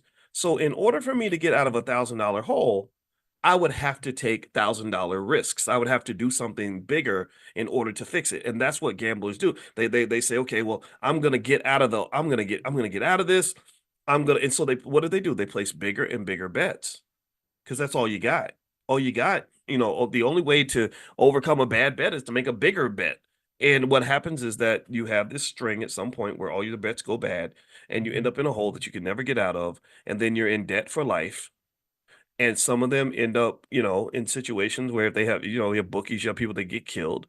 In fact, there was all that speculation about even Michael Jordan and his gambling and what happened with his father. Again, I'm not making any assumptions about that. I want to be really careful because I do know Larry Miller, who was the president of the Air Jordan brand, who's very good, very close to Michael. So I don't want to be disrespectful, but that did cross my mind, and there in the media spoken about this a lot. And I do know another scenario where there was a poor guy who had actually been placing big bets on Robinhood. These people understand Robinhood, the app, when it's abused inappropriately by like a young 24-year-old, they think that they're investing, but they're not investing, they're actually gambling. They say, "Oh, I'm a day trader and I'm an investor." And it's like, "No, I see your behavior. You're really doing sports gambling. You're just doing it with stocks and options, so you feel like it's more legitimate when really the exact same process of betting on a sporting event is exactly what you're doing right now when you're betting on these options and hoping for these quick flips and all these other things." Long story short, if you want to know how the story ended, I remember that it was that losing that money was the best thing that ever happened to me. I remember getting so sick to my stomach that I was like, "Oh my God, I never want to feel like this again. I never." And I remember there was Russ and then his friend Russ, and then the bookie's name was Sam. And I remember when I got the call from Sam, I was like, "Oh my God, is Sam gonna kill me? Is he gonna come beat me up?" And I paid Sam back and did what I was supposed to do. And I remember saying, and once I get out of this hole, I'm never gonna go back to that place again. So here's what happened. So you fast forward years later. I had my job at Syracuse, and by this time I'm doing well financially. So thank God I didn't come into my money until I became more mature. Because this is what happens to a lot of NBA and NFL players is they come into a lot of money at an age where they're not mature yet, and many of them don't have strong fathers that are heavily involved in their lives to force them and guide them into making mature decisions because the father has a certain level of male economic consciousness and just male consciousness period that the 21-year-old son just doesn't have. He doesn't, so a lot of these NBA players, I mean, you're 21 years old, you've been poor your whole life, and then suddenly you've got $47 million in your bank account. Well, that's going to make you feel like a god. That's going to make you feel like you can never run out of money. You are the king of every place that you occupy. You can do whatever you want and can't nobody tell you nothing. And then all the people that are in your ear, all the little the little melanin deficient people that suddenly want to be around you because you are who you are, these people will just sort of pump you up with this stuff. They'll encourage you. They sort of push you on because they want your economic consciousness to be low even as your wealth is very high. A person whose wealth is very high, whose economic consciousness is very low because perhaps they're distracted by the booty and the bling and the fame and hanging out with rappers and all that. That person is easily a person that's distracted is easily robbed. So they're robbing you. That's what they do. That's what they do to the athletes. The athletes, they it's like this blur of literally these dopamine hits. You're literally a drug addict to some extent because you've got millions in the bank. You're surrounded by women and fame and distractions, and on top of that, you're also trying to win championships or something, and you're not paying attention to what's really going on around you. And the next thing you know, a bunch of your money's gone. In fact, when I spent a lot of time hanging out with Damon Dash, who helped create Rockefeller Records, I'm convinced that Dame was the brains behind Jay-Z's career, Kanye's career, Rockefeller, all that. He's an interesting guy, and I remember one thing I remember him talking about is that when you get that much money and that much fame, and people know who you are, you have to let people know that you're watching, because if they think that you're not paying attention, they're going to rob you. He said the nicest person in the world, who seems like the most loyal, friendly person ever, will be literally just siphoning money out of your bank account while you're looking away. And so with Dame, that example really speaks to what happens to a lot of entertainers and athletes. And then if you compound that with a lot of the betting that's happening in sports, and it's growing, it's only growing, right? That you had one athlete that was just banned for life from Major League Baseball, but they didn't even start that investigation until March, and this happened 2 years ago. So if this is what happened 2 years ago, before betting really took off in sports, what do y'all think is going to happen 2 years from now? What do you think they're going to find out that's happening right now? Right now, you got a bunch of high testosterone 20-something-year-old men with millions of dollars in the bank. That betting culture, that gambling culture is huge in that space. I mean, it's huge. So it's a disaster waiting to happen. A lot of people's lives are going to be ruined. And what happens too is that sometimes when people fall so deep in that economic hole, they like that kid with Robin Hood. He fell so deep in the economic hole, he just killed him. He just took his own life. Because you get to that point of hopelessness. Go back. I want y'all to go and read how many stories there are. One day, if you get bored, go search for all the stories that there are about people doing really drastically horrible things because they'd fallen so deeply into debt from betting, from gambling too much. Go look and see. There are men who have killed their entire families. There are, and it's usually men, unfortunately. Women have their own vices. We know these things, right? But most of these stories involve men. Maybe they took their own life because they're thinking, oh, if I'm not here, then everyone will be better off, and they can get the insurance money. Just whatever. And so the point of the matter is basically to say, just be really careful about this stuff. Make sure your sons are just conscious about these things. And then let me just finish off this this part of the discussion with the story that really got me thinking hard about this. So when I was in Syracuse, I got that first job making good money. I went to a car dealer and I was looking for a car, and there was a guy who was driving the car around with me. Who was just kind of explaining to me, the car and everything else. And we got to talking, and he was older. He was like maybe 78 years old, and I was 31 at the time. And I remember I just asked him, I said, oh, so you're going to retire at some point? Like, do you like working? Like, why do you work so much? And he said, well, I had $500,000 in my retirement account. And I said, well, what happened? He said, it's all at the casino. I lost every penny of it at the casino. And I remember thinking, this is so sad because this old man has to work until he dies because because he blew all his money at the casino. And I remember at that moment thinking, I never want to be in that situation. I never want to be in a situation that is so bad that I can't fix it, or where I'm just so old that it's too hard to start over. It's very depressing to be. So one of the benefits of consciousness, and the reason we do economic consciousness every morning, is if you're conscious, then you can imagine, you can be 35 years old and imagine being 85 and being conscious of that and saying, gosh, I don't want to be here when I'm 85 or when I'm 75 or when I'm 65 or when I'm 55 or 45 or whatever, right? You can think ahead. Most people are not conscious. A lot of 25-year-olds, they think they ain't never gonna get old. Let me know. Give me a guess if you agree with it. If you've noticed this, let me know if you noticed the amount of, if maybe you had some of that, the amount of confidence you have when you're young that you're never going to be the old guy. So it makes you laugh whenever old young people make fun of old people, like, oh, you're a boomer, or you don't know nothing, or you washed up, or you're old. It's like, yeah, keep on talking. And then what happens is you get in your 30s and people start calling you sir and ma'am.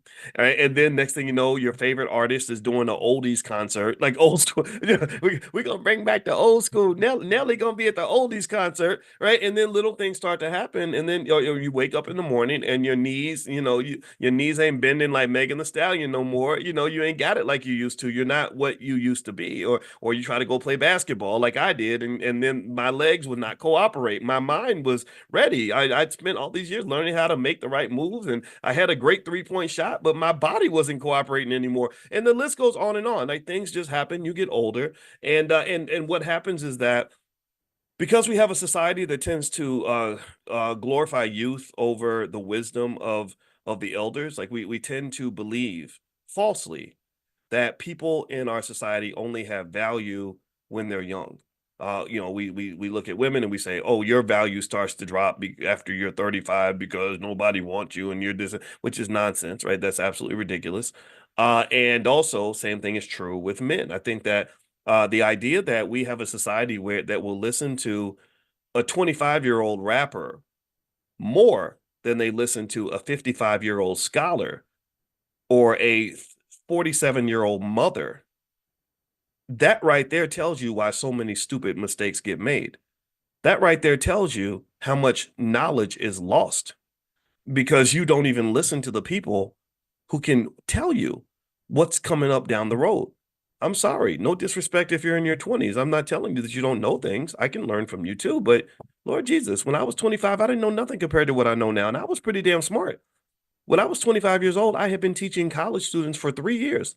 I taught at University of Kentucky and Indiana. I taught math and finance and everything. So I was smarter than 90 something percent of the population at 25 years old. I knew a whole lot of stuff.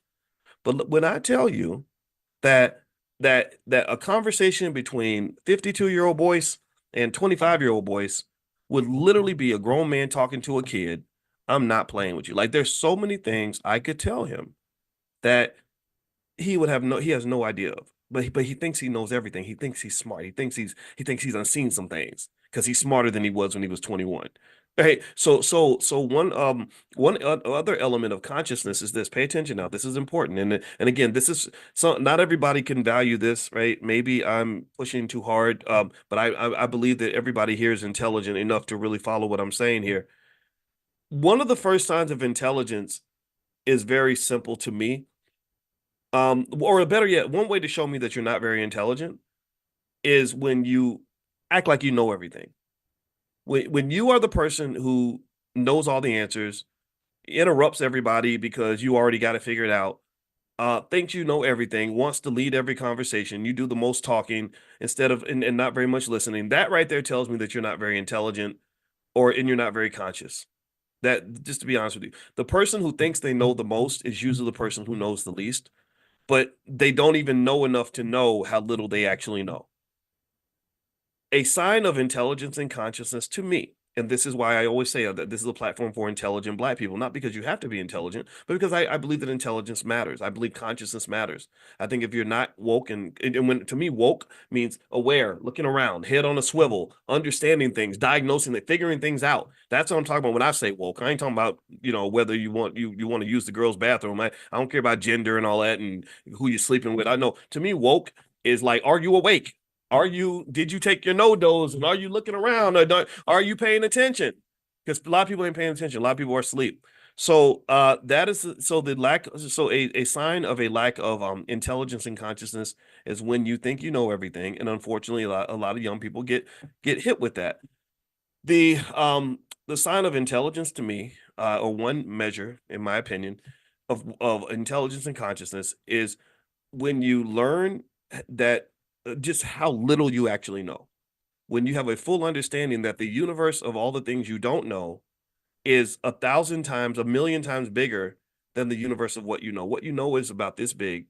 And I say this again as a person who went to school from the age of 18 to the age of 30. I'm talking about studying 7, 8 hours a day. I wasn't just in school. I was in the books, studying constantly nonstop. And then I learned 10 times more since I finished my PhD over 22 years ago. So even as a person who's had all this education, I've been to get a billion classes. I know that my universe of knowledge is still like this, and the universe of knowledge of things I don't know is like this.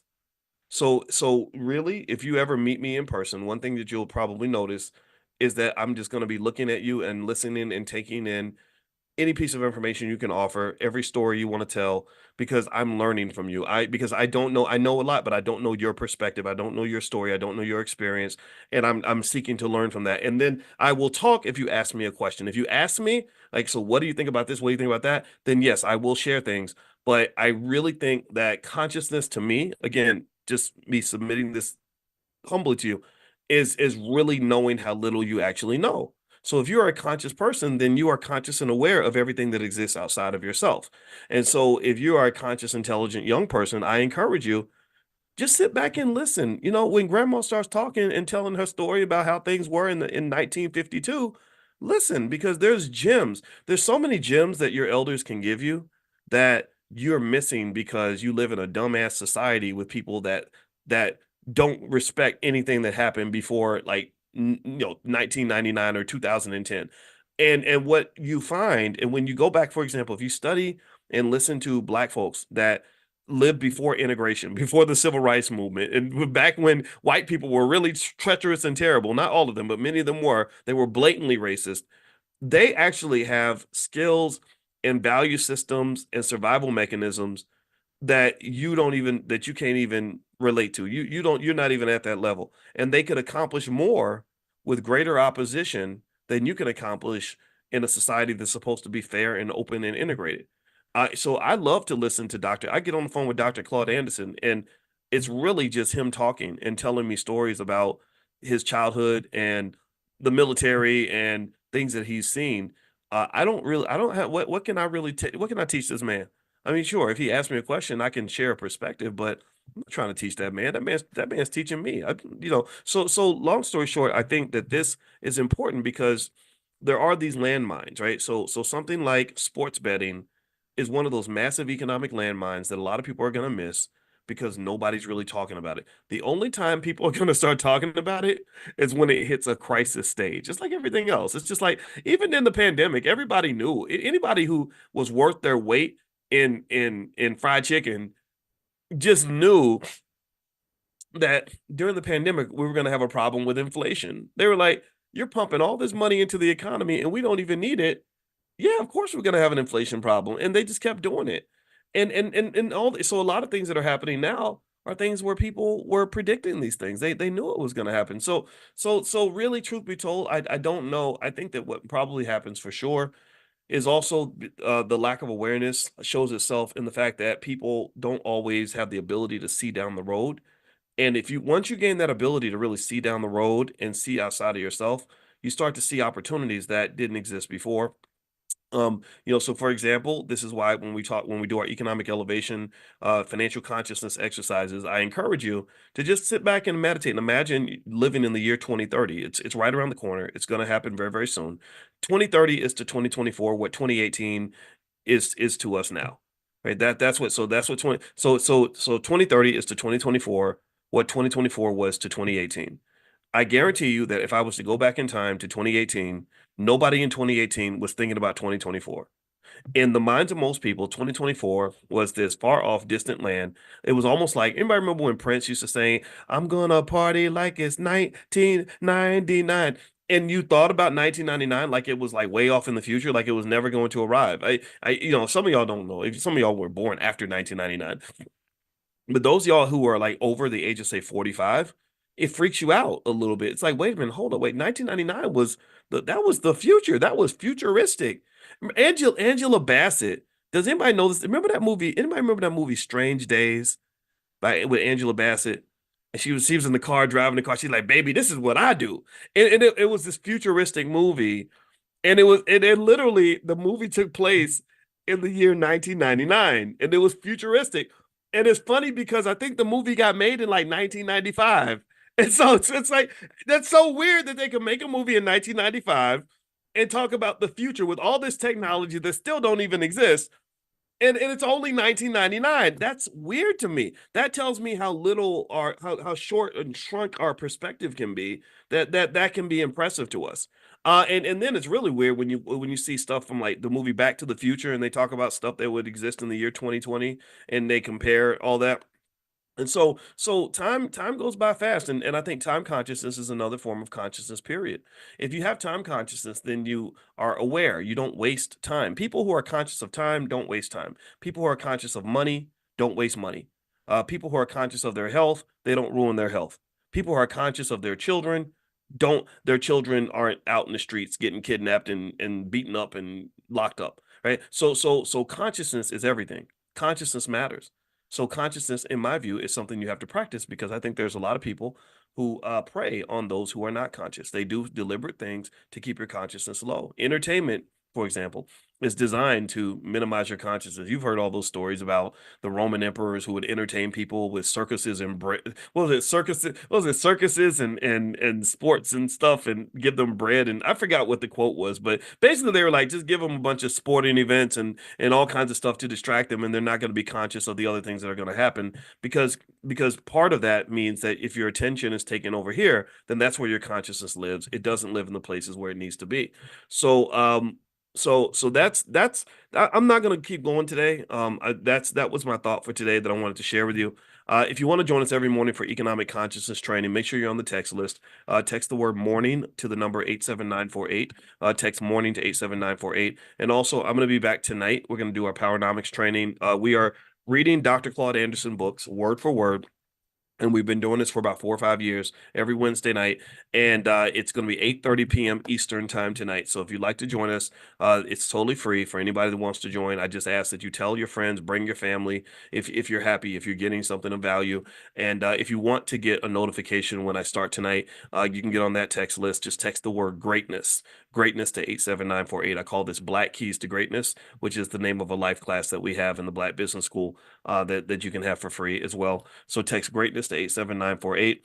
And then last but not least, if you like these consciousness trainings that we do every morning and you want to get all the recordings and everything else in one place and share them with your family, feel free to go to drboycedaily.com. That's drboycedaily.com, and you can take a look at that. And actually, because I just like to do stuff daily because I think that that's how we can form new habits. I also I set up a new podcast on Spotify called Dr. Boyce Daily Stock Market. So I know some of you want to go deeper into other areas like what's happening in the stock market, stuff like that. So Dr. Boyce Daily Stock Market is also on Spotify, and you can feel free to look that up, and I'll give you daily updates on that kind of stuff. So we're doing a lot of cool stuff over here in the Black Business School because our goal is to elevate, in economic elevation. That's the goal. I believe that we can do this. I believe that we have everything we need. I don't go around looking for white people to help me do anything. No disrespect to white people. I don't hate them at all. But I just don't. I don't need y'all. I don't need nobody except all we need is each other. That's what we need, and that's what you need. You need yourself. You need your family. You need God, maybe if that's part of your repertoire, and you get those things going on. You ain't got to worry about what Massa thinking. Massa ain't got no power over you unless you give it to him. So y'all have a good day. God bless you, and I look forward to seeing you all tonight at 8:30. And if you can't make tonight, then I'll see you tomorrow morning. So.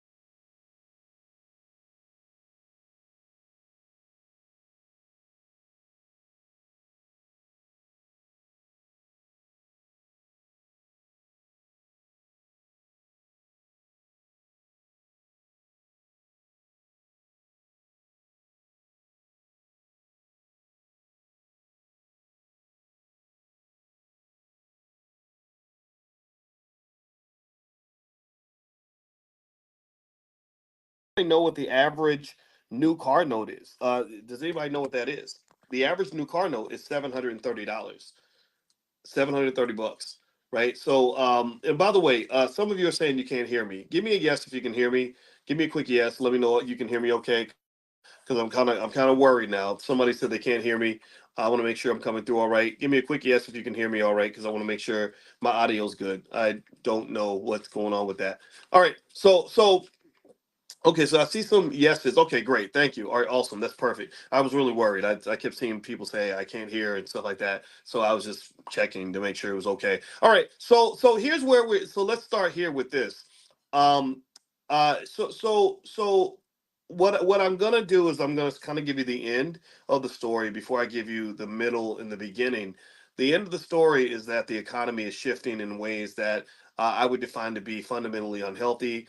Uh, in ways that I would define to be almost a little bit scary, a little bit nerve wracking, and also in ways that I find to be a little bit unfortunate and unnerving because they were unnecessary. So there's a lot of uns. So I'm gonna be a big onion on that. There's a lot of uns, unnecessary, unfortunate, unnerving, all these things. And the thing is that it's critically important. Financial consciousness and financial awareness is very important in this environment because because what awareness does, what consciousness gives you an opportunity to do, is it gives you an opportunity to shift your habits. You see, if you're not conscious, then what you do is you lean on your subconscious mind. You lean on what's already there. You just do things the way they've always been done. And I'm just going to tell you, I think in this economy, that's a very dangerous way to think about money and economics. I think that's a very dangerous way to view the world because the world is changing, and as the world is changing, you have to change with it. And so this is one of the reasons why I really think that all intelligent people, and I say intelligent black people, in serious black people that I want to bring into this platform, but some of you are not black, and that's okay too. You can learn from us as well. But you really have to shift how you approach things. Okay, so let me. So here's the deal. Um, so according to this study, and actually, you know what? I gave you guys the link to join the stock market class on Tuesday, right? Okay, so here's what I wanted to mention. When you come and you learn how to invest, one of the best things you can do, in my opinion, is to bring your family. And the reason I say that is because journeys are easier when you're traveling in a group, right? Like if I want to go climb Mount Everest, especially if I've never done it before, I should probably bring other people with me. If I was on a slave plantation in 1688 and I'm trying to escape to the north, I should not try to just go by myself, right? I should bring other people with me. When you're trying to form a new habit or break out of the prison of your old way of thinking, well, then accountability groups are really helpful too.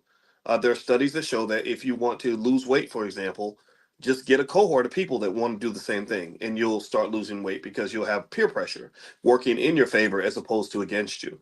Everybody's affected by peer pressure. So part of the reason that on Tuesday when we do our first share stock training, and again, it's really stock market for beginners. So if you consider yourself a beginner, then this is for you. And if you don't have the link, if you don't see the link, just text the word stock to 87948 and I'll send you the link. And I can make sure you get a copy of the link to join. So text the word stock to 87948. I'm going to send that link out again one more time, probably tomorrow. So bring your family. Again, it's $99. It's gonna change your life. You can bring all your kids. You can bring your parents. You can bring your spouse. You can bring your cousin. You can bring your whole church. You can have 200 members in your church, and all of y'all share one $99 payment, and you can educate the whole church. And then next thing you know, the whole church will be operating on a higher frequency. And so this is the guarantee. This is the guarantee that I can give you, is that hanging out with us in the Black Business School will elevate your economic consciousness. Hanging out with me, I will have you understanding economics in a very different way and seeing things differently. A lot of you already know this, but some of you are new. So that's part of the reason why I would repeat this, just to make sure you understand that this is not hocus pocus. All right. So let's hop into this conversation here.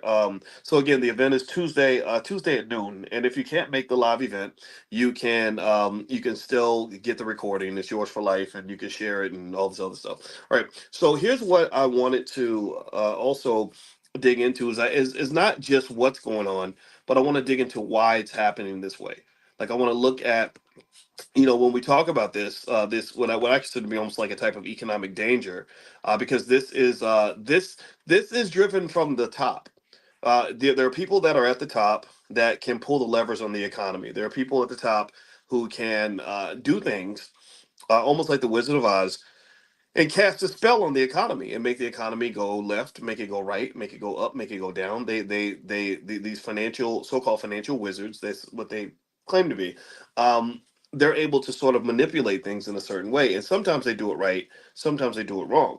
And the number one Wizard of Oz in this economy is the Federal Reserve. The Federal Reserve Chairman Jay Powell has an enormous amount of power.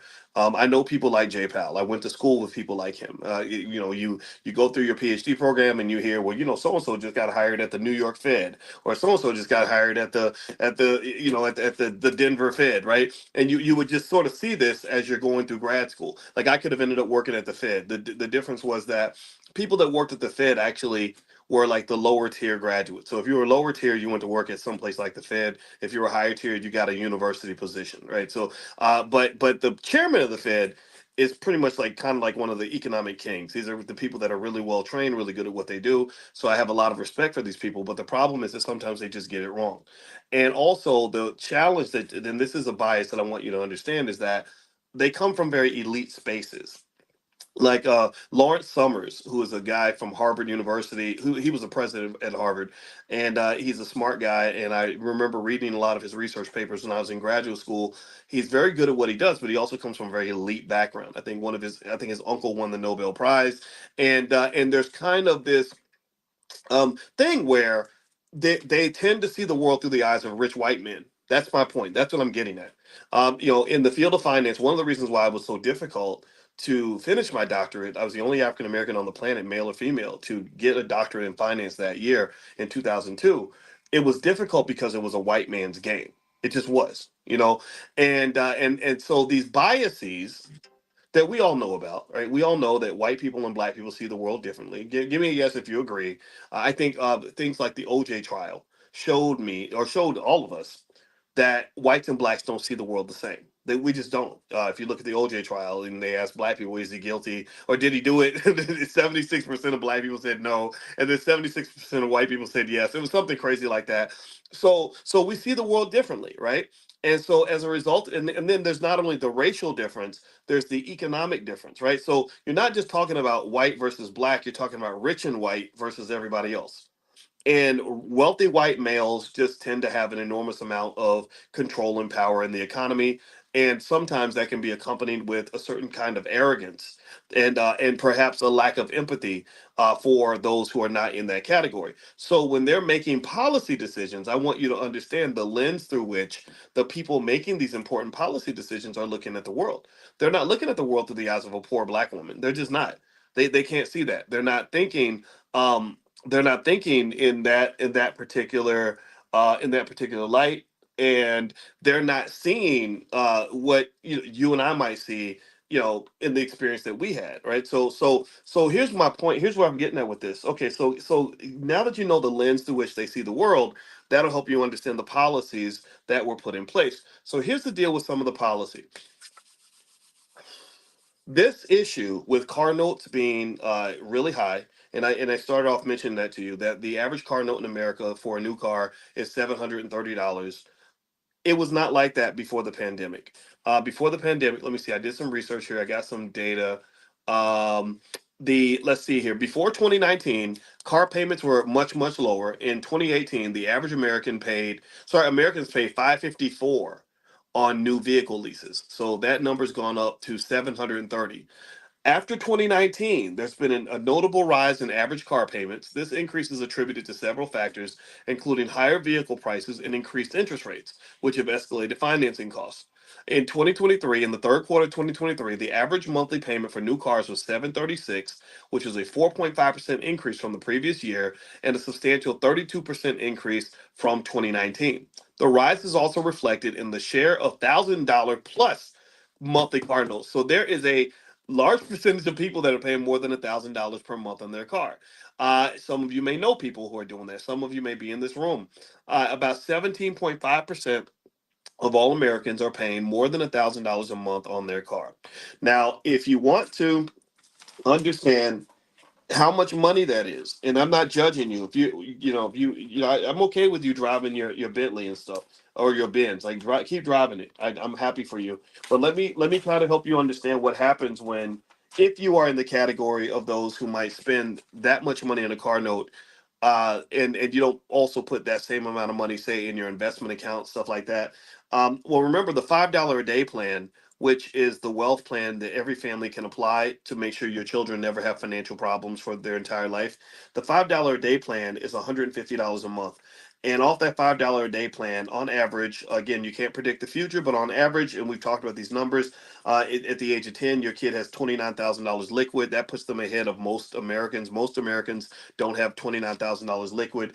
At the age of 20, they've got about 102K liquid, which puts them into elite status. Most white people don't have that much money, at least most white 20-year-olds. And then by age 30, they're about 245 or quarter million liquid. And then by the age of 40, you're talking about $750,000 liquid, right? So this is a simple, straightforward process. Again, blackwealthmasterplan.com is where you can find the $5 a day plan. This is what we offer in the Black Business School, so that you can join for free, or you can get access to that for free. All right. Remember though, the cardinal example that we just gave is not 150 a month; it's $1,000 a month, right? So you're talking about a number that's about 7 times greater, right? So take these numbers and multiply them by 7, and this is what you would have if you took that same amount of money, and instead of putting it toward the car, or in addition to putting it toward the car, you put it toward the future of your children or the future of your family. So that number, so that 29K, if you multiply that by 7, you get 210K. So after 10 years, your kid has $210,000 instead of 102. You're looking at about 700K. Let's roughly, ballpark, give or take a few thousand, right? So your kid's 20 years old, they got $700,000. Instead of a quarter million, you're looking at what's a quarter million? Let me see, quarter million times 8, it gets us almost to 2 million. So let's say about, I don't know, let's be conservative, about 1.6 million at the age of 30. And then instead of $750,000, you multiply that number by 7, you get about $5 million roughly. Let's say roughly 5 million, more like 4.7, 4.8. So here's what I'm saying. Here's where I want to get to. Okay, I'm gonna pause, and I want you to hear. Um, so here's what I want you um to get. If you are in that category of people that maybe spends $1,000 a month on a car note, um you're building a tremendous amount of generational wealth for somebody else. You're literally making somebody else's child a multi millionaire. If you're so again, it's not the $1,000 car note that is the issue. It is the it is the fact that the $1,000 car note sometimes is acquired without an equivalent investment in um yourself, right? Do you follow what I'm saying? Give me a yes if you're following what I'm saying. Okay, it's not to say that there's anything wrong with spending. You could have a $2,000 car note if you want to, but it's like eating your ice cream before you eat your vegetables. It's doing the unfortunate things or the unnecessary things before you do the necessary things. Do you understand? And so if you look at this, so the next time you see somebody driving down the street in a Hellcat, or or some car that costs an insane amount of money, I think the question would become, are you equally the same amount of diligence that it took, and the amount of discipline and commitment and sense of urgency that it took to get that Hellcat? Did you have that same amount of discipline and urgency when it came to investing for your future and the future of your kids? So do we understand this? Give me a yes if you're following. I want to make sure it's clear. I'm not saying that Dr. Boyce is going to shame you if he sees you in a nice car. Okay, let me know if you get this. I'm not saying that I'm gonna look you up and down when you get out of your Bentley or your Mercedes.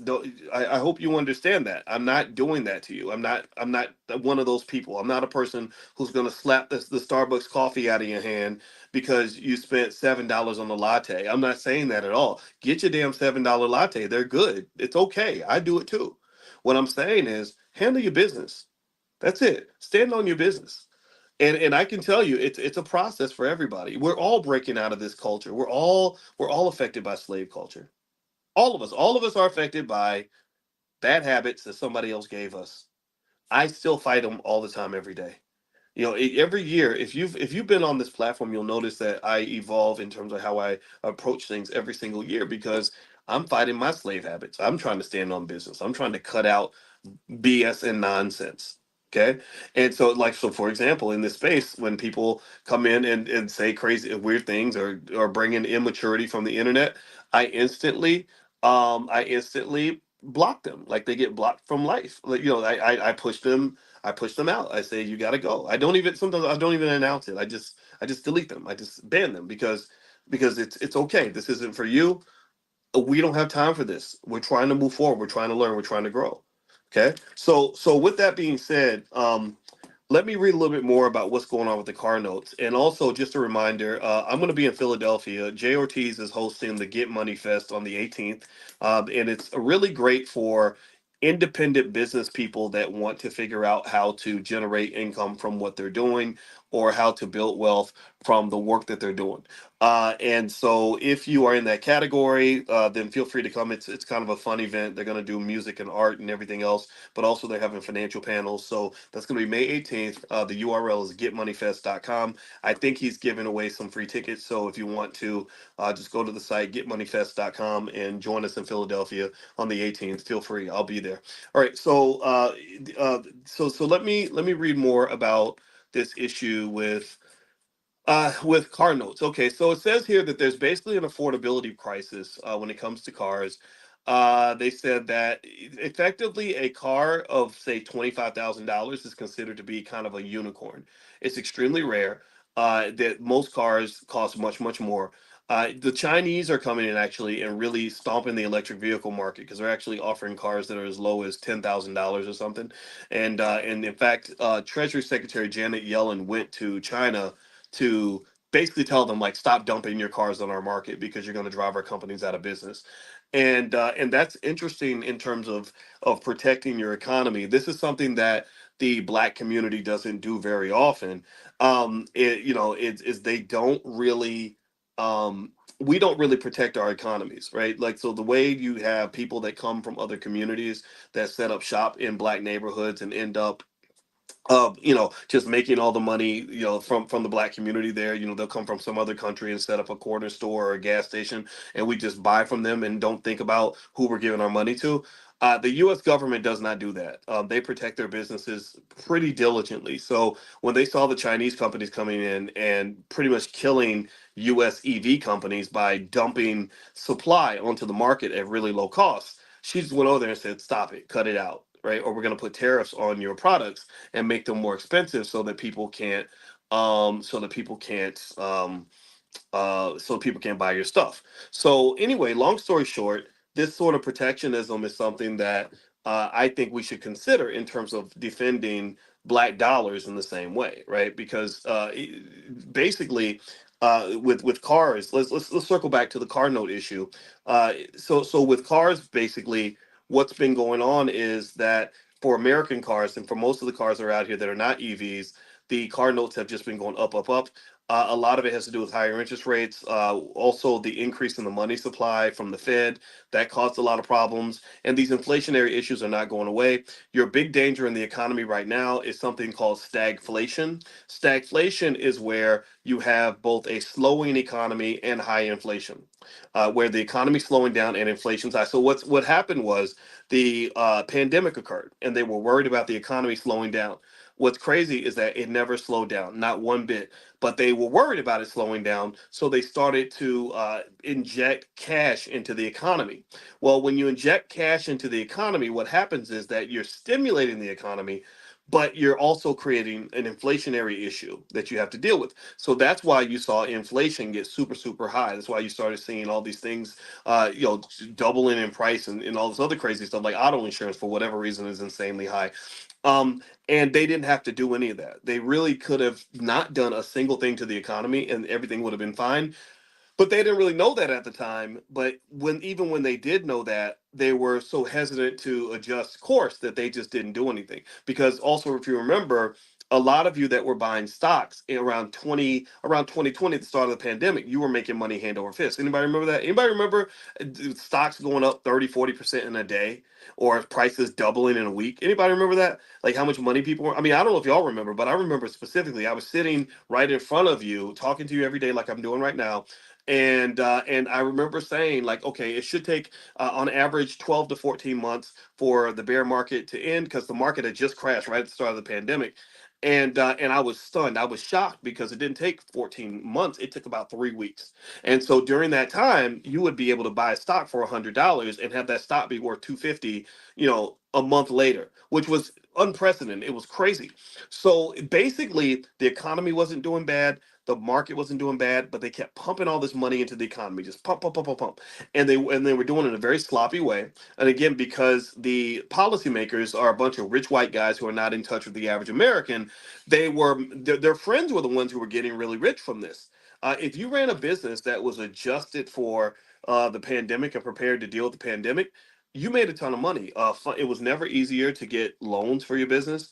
A lot of businesses were getting major grants. Harvard University said that they just randomly put a check for $15 million in their bank account, and they were like, "We didn't even ask for the money. We sent the money back." We're like, "Why are you giving us money? We don't need money. We're Harvard. We have a $50 billion endowment." But that's how they were making it rain on their friends, which really goes back to something I remember hearing Rahm Emanuel say in Chicago, where he said, "If you're a good politician, you never waste a good crisis." So they see crisis scenarios as opportunities to get paid, because then government funds just get released. My wife and I own stock in Moderna, one of the companies that made one of the jabs. You know what I'm talking about.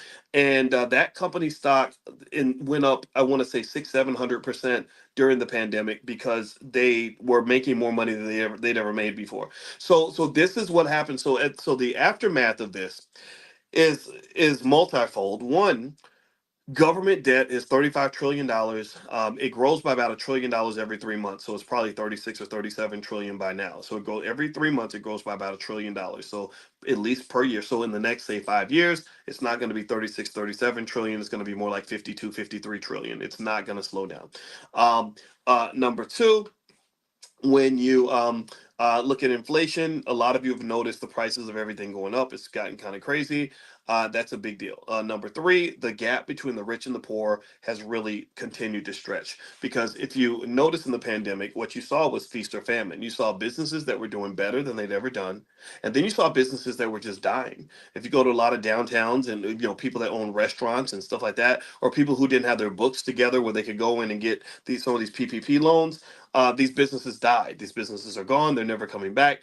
And so that was another shift in the economy. And then AI is going to further increase that gap, right? So here's where I want to kind of get to.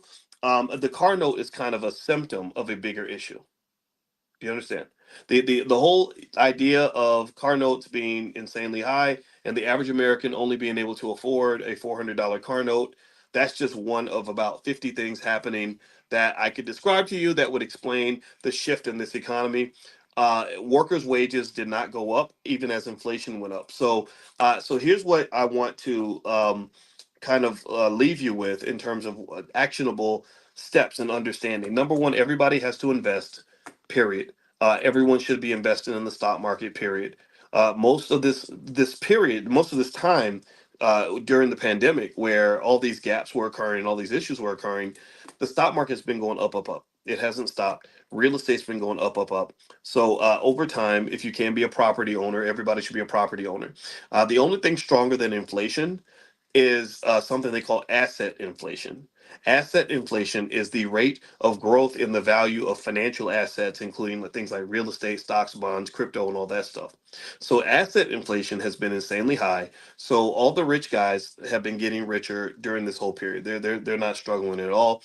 The other kinds of inflation that have been pretty strong are things like the cost of healthcare and the cost of college tuition. All these institutions are able to take advantage of these sort of distorted perspectives when it comes to how the economy is being run. And the distortion is unfortunate because what happens is they tend to overfeed some sections of the economy and then they starve out others. And so I don't want you to be in the section where you're being starved out. I want you to go to the section where the money's at. So this is one of the reasons why I say to you that if you're a person that wants to get the fancy car and have the big car note, just put the same, make sure you put the same amount of money in the stock market on a consistent basis. Also, the other mistake I don't want you to make is I don't want you to be short sighted. I have had people that have said to me, when we did the stock option summit, there was a person who said, "Yeah, I bought 5 stocks last year and they've been doing really bad and they really dropped and I'm thinking about switching and everything else." And I said, I'm not going to tell you what to buy and not to buy because I don't give investing advice. You guys know this, right? You do understand this is not investing advice, right? I have to explain that. Like, for example, when there's a black owned business like the Tulsa Fund or something and it doesn't do well, I say, look, I support these businesses. When I see them, I say, hey, so go take a look at it. It's a black owned business, but that's not my business. I don't know what these people are doing exactly, but I do know that they're black, and I do think that you should give them a try if you are interested, but you have to do your due diligence. Okay, so I want to make that clear. I'd like to get a yes from you to know that this is not an investment advice platform. Okay, do we understand this? All right, but what I do say to them is I said, you got to understand stock market investing is not a 1 week, 2 week, 6 month, 1 year process. It's not. You can't evaluate an investment based on what you see after 9 months. You can't do that. That's not going to give you the information that you need. You Most investments, like, so for example, when I give you profit alerts, or when we do things in the Black Business School, like in the Black Stock Market Program, I have a list of what I call what Dr. Boyce is buying. Well, these are companies that you have to hold them at least 5 to 10 years to really know what they're actually going to do. And generally speaking, when you invest, you have to have investor vision. Investor vision is a little bit different from what you see in society. In society, you have a lot of instant gratification. You have a lot of people that sort of they think that if I buy something today, I'm going to have money to next week. No, you may have to watch the value drop a little bit. You have to, but if you've done your due diligence and you believe in the company, then that's one of the companies you own. But then the other aspect of investing that people often forget is that you're supposed to be invested in multiple spaces. If you're ever invested in a way where one bad investment can ruin you, that means you did not properly invest. You should never be invested in such a way where one company going bad just ruins everything for you. If that's how you feel, if you say, "Gosh, Tesla went down and I lost everything," or I'm poor, I'm broke now because Tesla's struggling, that means you didn't invest properly. You shouldn't have 60% of your money in Tesla. And a lot of people will do that, and they think, "Oh, I'm invested. I'm invested." It's like, yeah, you're invested, but not in a healthy way. That's not healthy investing. Putting money out there into something, hoping that the value goes up, is not the same as investing. That's what that because you could go to the casino and say, I put all my money on black at the roulette wheel, and I'm investing now. No, you're not investing. You're gambling. That's called gambling. And so ultimately, what I would say to you is, just invest safely. But everybody has to invest. It's not. I mean, again, well, how about this? I was going to say it's not optional now, but I guess it always is. The problem is that the consequences of not participating in the economy in that way are bigger than they've ever been. So I would argue this, given that in the Black Business School, our Black Core of Three is really simple. We believe Black people should educate our own children, create our own jobs, and support Black owned businesses. Uh, Given that you're educating your own children, even when they come home from school, I'm not saying don't send them to school. I'm saying educate our own children. So when you're educating your own children, I think investing should probably be the first thing that you teach them, but then really remember what you're doing is you're teaching them to manage assets that you're going to help them build. You know, we have a model. It's the KID model. This is a model that would remove all poverty in the black community if everybody listened. The only reason it won't do it is because everybody ain't gonna listen. People will listen to rappers and basketball players and ignorant people on the internet before they listen to a finance professor, because there are simply people out here who have no respect for scholars. They literally will listen to a rapper with 12 babies mamas before they'll listen to somebody like me. I don't know why. Maybe they hated school. Maybe professors scare them. I have no idea. But I don't talk to those people. I don't have any. If they listen, I'll talk. But if they don't want to listen, that's fine. Go listen to your favorite rapper and see what he can tell you about finance. Right. Good luck to that. But what I'm saying to you is that the solutions are there. The solutions are there. The solutions are clear. It's not complicated, people. This is not complicated. It's very, very, very simple. So when I see this study that says, okay, the average American, half of American families can only afford a $400 car note. The average new car note is $730. Well, number one, I'm gonna say this when it comes to cars. My wife and I never buy new cars. We never buy new cars. We buy cars that are 3 years old, by the way, in case you're wondering what we do with our money. We could probably afford a new car, but then I also think, well, that extra $200 or $300 in the car note, I could probably do something else with that money. I could buy stock with that money. That's what I do with extra money. I buy stock and stuff like that. The other thing is that when you're talking about the impact that investing has on your life, and let's talk specifically about your kids and grandkids, what that does is that if you do those basic things now and you're consistent with it, but you have to be consistent over like a 20-year period. I'm not talking about like 8 months or 3 years or my okay, I got a 15-year-old and I invested it for him for 3 years. That can help for sure. That's going to make a difference. But where compound interest really kicks in and accelerates is once you get past a certain critical mass and the momentum, you get this thing called almost like a type of financial momentum that develops after a few years, where then you really start to see the results.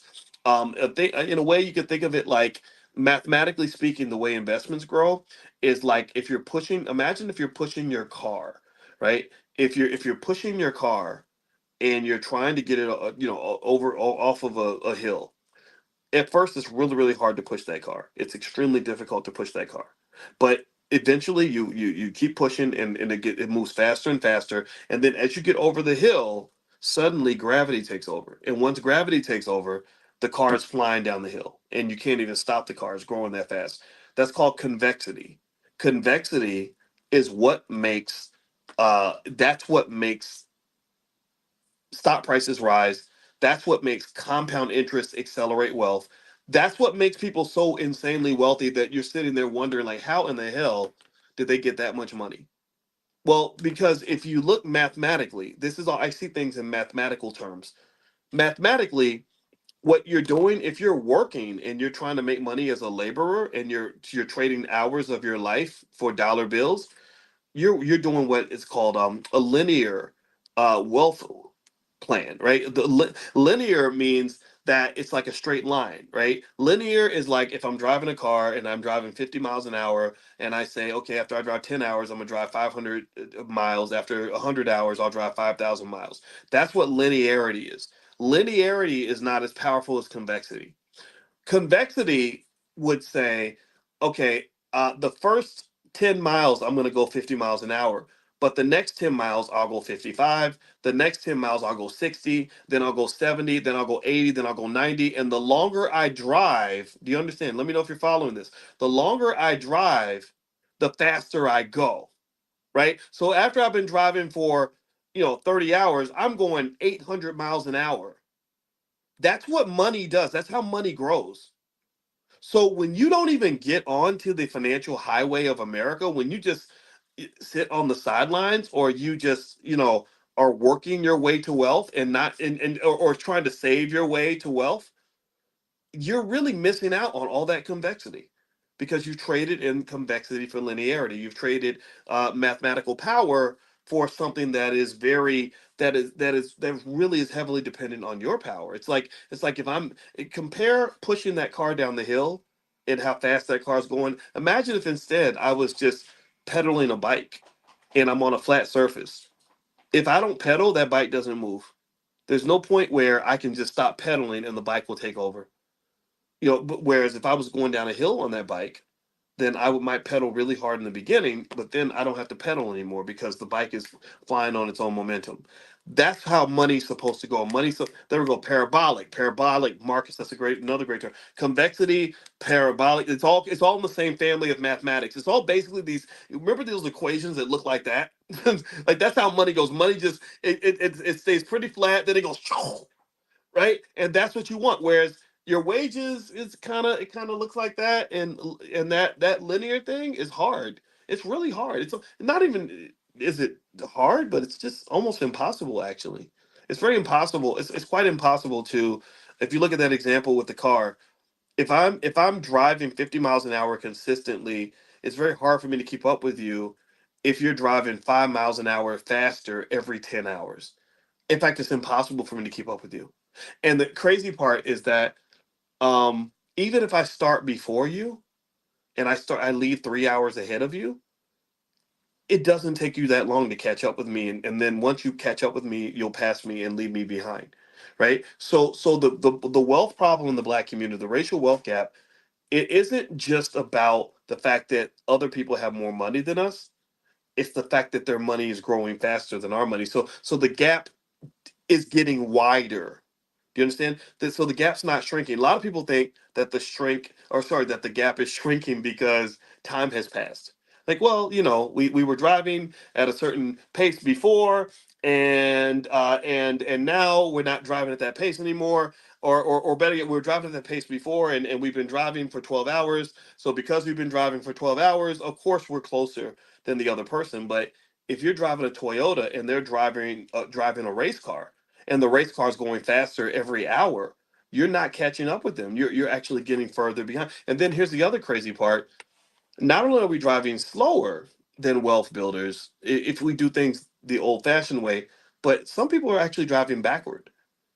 So imagine if you're literally driving backward and you really think that because you've been driving backward for a really long time that you're going to catch up in the race. No, there is no rule of economic physics that says you should catch up in the race just because you've been racing for a really long time. Do you understand what I'm saying? Does that make sense? Right? So I really want you to understand the nature of the gap and how to kind of process this and simple habits that you can adjust that are going to fix this, and then also cultural adjustments that can be made in your family that will make sure that your kids don't get caught up in the mess. Right? I don't want these stories about the struggles of American people to necessarily be your child's story. Right? Some of us are going through that story now. Some of us see it. Right? So I'm not. If you're in that category, I'm not making fun of you. I applaud you for being committed to making the adjustments that you need to make. I applaud that 100%. We all start somewhere. We all do.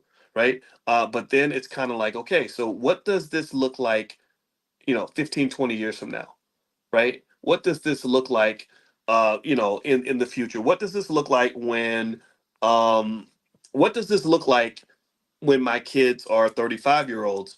I think that that's something that's very much in our control, and I want you to kind of think about that. Okay.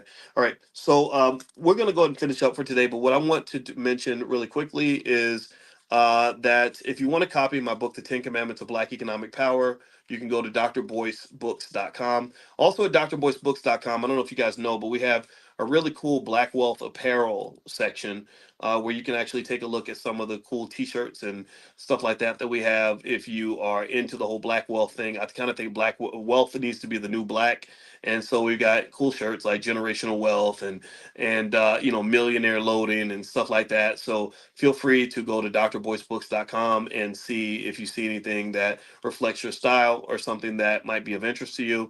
And also we have if you want something to help you with your investing, on Tuesday we are going to do an event. I'm calling it First Share of Stock, but actually, even if it's not your first share of stock, if you are a beginner with investing, this will be for you. Now, members of the Black Stock Market Program get in free. So if you'd like to just try the Black Stock Market Program for $1, you can visit theblackstockmarketprogram.com. That's theblackstockmarketprogram.com. Also, if you text the word stock to 87948, I will send you a link to join us on Tuesday. All right. So let's see here. Someone says, how long does a charge take? I don't know. I'm sorry, I don't know what that question is, so I apologize for not understanding what you mean by that. But anyway, I hope you guys have a great day. And actually, did you guys have any questions really quick before we bounce up? If you have a couple questions, let's do 5 questions before we go, because we don't normally do questions in our financial consciousness training. Make sure you're on the text list so you can get notified when we meet up. You can text the word morning, MORNING, to 87948, and I'll invite you in. But serious people only. Like, just don't come in here messing with people and stuff, because I don't like that type of thing. All right. So okay, so I don't see any questions for today. So maybe save some for next time. Oh, what's the name of the stock you gave on Friday? You know what? Let me put the question in the Q&A section. Oh, you did have a question. You did put a question there. All right. So let me see. Let me find a stock for you guys real quick, because someone asked for a stock. So let me see here. We have something in the Black Stock Market program called What Dr. Boyce is Buying. And what I'm going to do today is I'll put together a list of 5 stocks that I like. And I'll text that out to you guys when it's ready. All right, so let me see here. As I answer your question, or I'll let this open up while I answer your questions. Let's see. Sharon says, "Hey Doc, will there be a recording on how to buy your first share of stock? I can't watch it live." Yes. When you sign up and join us on Tuesday, you don't have to be there. If you're not there, the recording is yours for life. You can share that with your family, and it's yours. I mean, it's just like buying a book or something, and you can share that with anybody in your family that is interested in learning this kind of thing. Oh, there we go. That's the ticker. It was Viking Therapeutics. The ticker symbol is VKTX. VKTX. So I bought Viking Therapeutics. Again, not invested in advice. This is just what I did. All right. Dara says, to bring family to the beginning of stock class, will we need to be in the same room, or can we share the link after the purchase? Go ahead and share the link. That's fine. As long as we live on the honor system in the Black Business School, so I assume you'll be honorable and respect the platform. But yeah, if you want to share it with your cousin or something like that, bring them on in. Derek says, right now I only own stocks, but I plan to own real estate. Should I set up a trust instead of an LLC? I think either one of them could work. I would really. That's more of a question for like an attorney, I guess, in terms of which one would be better for what you're trying to do. But both of them are vehicles that can actually give you certain protections. LLCs give you that limited liability, of course, and then a trust also is like an entity that has certain rights and privileges and rules and things like that. So I think both of them could accomplish that same goal. Like, both of those things could own assets. Let's see, Antoinette. Good morning, Dr. Boyce. I have a rollover IRA. Can I sell options with that money? I know people that do. So you might have to talk to the people that manage that IRA for you, and that can give you more insight into that. Dominique says, I would like to speak to an actual person to ask more questions about the courses. Yes. You can. I sent an email with my phone number. Could you give me a phone number? We don't have a phone number you can call with the Black Business School, Dominique, just because we're a small business. And now when we get more support from the community, we can hire people to do a lot more stuff. But we have to operate on a shoestring budget. But we do have a support team that is available 24 hours a day. And if you send an email, they will respond to you within 24 hours. And if you ask them to call you, then there can be someone that can reach out and make a phone call. We just ask that you be respectful of their time, just because they have a lot of work that they have to do. But anyway, the email address is support@theblackbusinessschool.com. Support@theblackbusinessschool.com. Yeah, thank you, Tracy, for saying that. Yeah, they do respond. Yeah. They're on it. They're on it. We have support team meetings every week, and I want to make sure that they do what we're seeking to do as an institution. How do I gift a stock to someone? If you Google that, there is a company that allows you to gift stocks to other people. Also, your brokerage, if whatever brokerage you're with, maybe reach out to their support and just say, I want to give the stock to someone else. And different companies will have a different procedure for that. Eric, what are your thoughts on investing in lithium? I think lithium is okay. I have no problem with that. I invested a lot recently in uranium and copper. URA is one ticker symbol of a uranium ETF that I just bought, because nuclear power is going to be in high demand in the future. Kathy, I'm new and not sure how to start. Okay, start with try blackwealthmasterplan.com. That's free. That's the $5 a day plan, blackwealthmasterplan.com. Also, if you go to theblackbusinessschool.com, theblackbusinessschool.com, you'll get things from us where we'll invite you into things. Some things are free, some things we can't do for free, but we do have a lot of free stuff as well if your budget's tight. So don't ever think that you can't participate in the Black Business School if the budget's tight. We have something for everybody.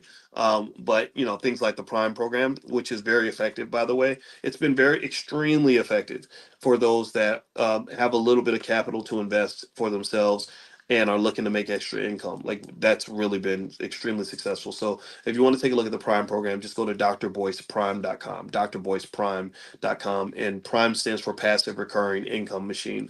And it's where I basically show my students what I'm doing when it comes to making my money selling stock options. That's where I make most of my money, selling stock options. You mentioned the KID method. What is that? The KID method is for our Black Millionaires of Tomorrow program, which is our Black Business School for Children.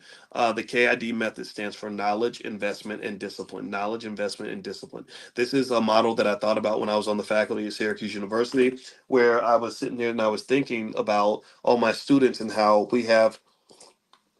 I was sitting there and I was teaching all these kids from wealthy families, white families, Asian families, Jewish families, and a lot of them are going to Wall Street and making all this money. And the truth is, a lot of them weren't that smart. They weren't any smarter than a lot of our kids. And I remember thinking to myself, what if we taught this to our people, right? That's where I kind of came with thoughts about having things like the Black Business School and the Black Wealth Boot Camp.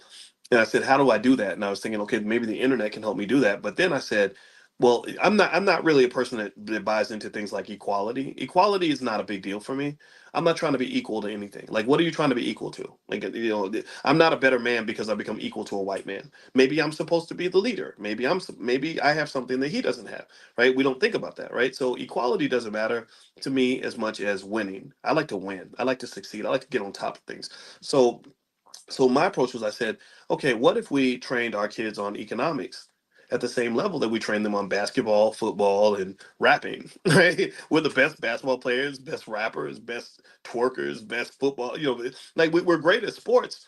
And the reason we're great at these things is because they're part of our culture. They're things that you're taught and introduced to at an early age, right? So that's what led me to say, okay, let's create something where we're going to make a 20-year plan for these kids so that they aren't out here struggling. They're ready. They're prepared to kick butt, take names, all that. So that's where the Black Millionaires of Tomorrow program came from, and that's where we train kids on real estate, stock market ownership, entrepreneurship, crypto, everything else.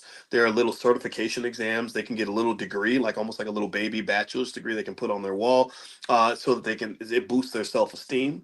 It also it's not hard for me to make an 8-year old or to train an 8-year old to know more about finances than most college educated adults. Not most adults. Most adults in America are not that financially literate. I'm talking about most college educated adults. I'm talking about adults that have master's degrees. So the KID model is one of the proprietary models that this is trademarked. I have a trademark attorney named Takora who protects us from all this stuff. And it's a trademark model based on what it takes to make a kid ready economically to be very successful. So the K stands for knowledge. You give your child knowledge. You make sure they have training and special skills at an early age. Investment means you're giving them capital to work with, right? It doesn't. It stinks to be good at something and have nothing to work with. If you, I don't know. It's like I would be a great husband, but I have nobody. No, I don't have a wife. Or I'm a great driver, but I don't have a car. That's what it feels like to be smart when it comes to economics and not have any money to practice with, right? So you give them the economics, because if you don't, what'll happen is that somebody else is going to suck them into corporate slavery and use their skill for their purposes and their benefit. They're going to say, I've got capital, I've got a business, come work for me and manage my capital and make my family wealthy with all the genius that you have. And that's what happens to our best and brightest, is they get sucked into other people's institutions and other people's agendas and other people's purposes instead of pursuing the purpose that they should have for themselves. So investment's important, and then discipline. Discipline is extremely important, because that's when you have to confront some of the cultural norms that are anti-wealth. A lot of anti-wealth cultural values are pushed heavily in the community that are extremely destructive, extremely harmful, and it's so sad, because it's like somebody pouring spoiled milk all over the kitchen floor and then complaining that the kitchen stinks. But you just poured all this spoiled milk on the kitchen floor. You just did this. You created the problem, and now you're complaining about the problem. Well, maybe you wouldn't have a problem to complain about if you didn't create the problem in the first place. So we create the problem when we don't prepare, and then we complain about the problem. We say, "Oh, it's so hard to be black." Well, of course it is, because you make it hard. You're determined for it to be hard. It doesn't have to be hard. So discipline goes into a lot of areas, and that's part of what we do there, right? We have other models like poise, producer, owner, investor, saver, entrepreneur. What was another one? Sturdy, building sturdy children, STERDY, systems technology, entrepreneurship, relationship management, and delegation for youth. And these are models that teach our kids to be economic superstars, like literally economic champions at the highest level, where they're built to be captains of industry. A lot of people don't. A lot of people think that being really wealthy and successful is just about luck and somebody giving you a bunch of stuff. It's mindset. It's mindset. If you come in thinking like the boss, then you will eventually be the boss of something. If you come in thinking like a subordinate, then it doesn't matter. Somebody can make you the boss, but eventually you're going to lose your position because your mindset wasn't right when you walked through the door. So anyway, if anybody wants to take a look at that program, feel free to go to blackmillionairesoftomorrow.com. That's blackmillionairesoftomorrow.com. We also have financial flashcards for kids. You can find those at drboycebooks.com. Just look up the word flashcards. We also have workbooks. We spent years working with black educators to create a series of economic workbooks that cover all the areas of finances and everything. So we've got everything that we need. We don't need white people to educate us. We have the best educators on the planet. We're the best on earth at what we do. Period. There's nobody out there doing what we're doing the way we're doing it at the level that we're doing it, and that's why we were able to change the culture.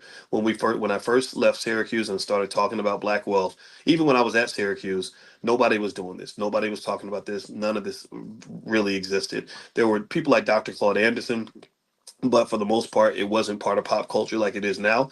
Well, we've done it. We've talked to tens of millions of people, and now economics is deeply embedded into the consciousness of the black community. Now that it's there in the consciousness, the next step is we have to learn how to do it right. We also have to understand that it is a long term plan.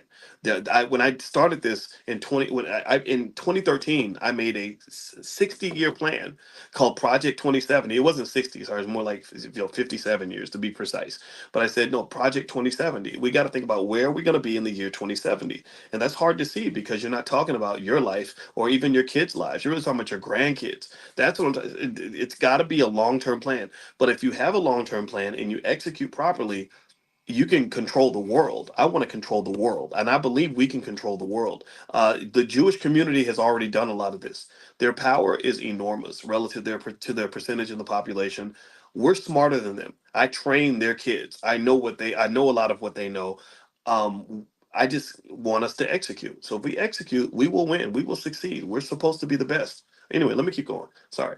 All right. Are we going to do another digital financial slumber party again? Great question, Sharif. I saw that on a list of things we've done before. Like one time we did a financial slumber party where we all got up at like midnight and had our pajamas on and had popcorn and like did financial stuff at like 1 o'clock in the morning.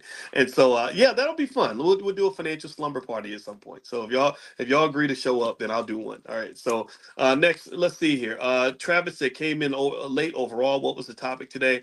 Well, Travis, we started off talking about the fact that car notes are the half of all Americans can only afford a $400 car note, which is a problem because the average new car note is $730, and the average used car note is over $500. So that is kind of weird, right? And it kind of says America is becoming this country of haves and have-nots. And I think that as the world adjusts, you have to adjust with it. And we've talked about how your kids can be prepared to deal with the economy in a different way, right? To understand that that group economics is better than solo economics, and I want you to kind of approach things in that way as opposed to doing what I don't know who wants us to do this, but everybody's so individualistic, and I just think that that's just a bad habit to get into because it's really really hard to succeed as an individual in this society. All right, so let's see. Felicia Criswell, you may have answered it. Is there a discount for how to buy your first share of stock for prime students? You know what, there was a 48-hour discount. I don't know if the discount's still there. I think that discount ended. If you're a prime member, If you're a Prime member, email support at theblackbusinessschool.com and see if they can hook you up. Prime members do get special treatment in a lot of areas. So we'll do our best. We'll work with you. If your money's tight, we can work with you. So email support at theblackbusinessschool.com. And if you tell them you're a Prime member, they'll take care of you. All right. So Deidre, how can I find the $5 a day plan for my children? It's at blackwealthmasterplan.com. That's blackwealthmasterplan.com. What are the numbers for Mara for 5,000? What are the numbers for Mara for 5,000? I'm sorry, Kim, you got to explain that question a little bit better. I apologize. I don't quite understand it. But if you rewrite it and put it in there again, I don't know what you mean. The numbers for Mara for 5,000. I'm not sure what that means exactly. Let's see, Eric. What are your thoughts about investing in lithium? I think we mentioned that earlier. I like copper, lithium. I like uranium, stuff like that. Ricky, how much would one need to start buying stock? You can start buying stock. You can buy stock with $5 in 5 minutes. So I say start where you are. That's there you go. Will you please provide the text links again? Yeah. Here's the link to the event coming up, the first share stock event that's in the chat, and you guys, and also I'll text it out. If you want to be on the text list, make sure you're on the text list for Money in the Morning. Just text the word morning to 87948. If you text morning to 87948, I'll send it to you. And also you get invitations to Money in the Morning. By the way, if you want the archives for all the Money in the Morning sessions that we've done, they're available for a small fee, lifetime access at drboycedaily.com, drboycedaily.com. And we've probably done it's April. We started January 1st. So January, February, March, April. So probably over 120 lectures on finance that you can find there. And again, you can share that with your family. You get lifetime access. So feel free to go to drboycedaily.com. All right. So let's see here. And if you get stuck, just email the support team and they can find it for you. All right. Where do we buy stocks outside of Cash App? You got E-Trade. Let's see, E-Trade, Charles Schwab, Fidelity, Robinhood, uh, was it Stash, Acorn? There's so much out there. Let's see. Mari Wilson says, how much capital base is needed to do stock options? If you're selling stock options, it's easier to do it if you have at least $5,000 to $10,000 in a capital base. If you are a person that maybe has access to a HELOC or maybe some money sitting in an investment account that isn't doing anything, and you can get a number that's like 50 or more, that really works. That, like, you can quit your job with a capital base like that.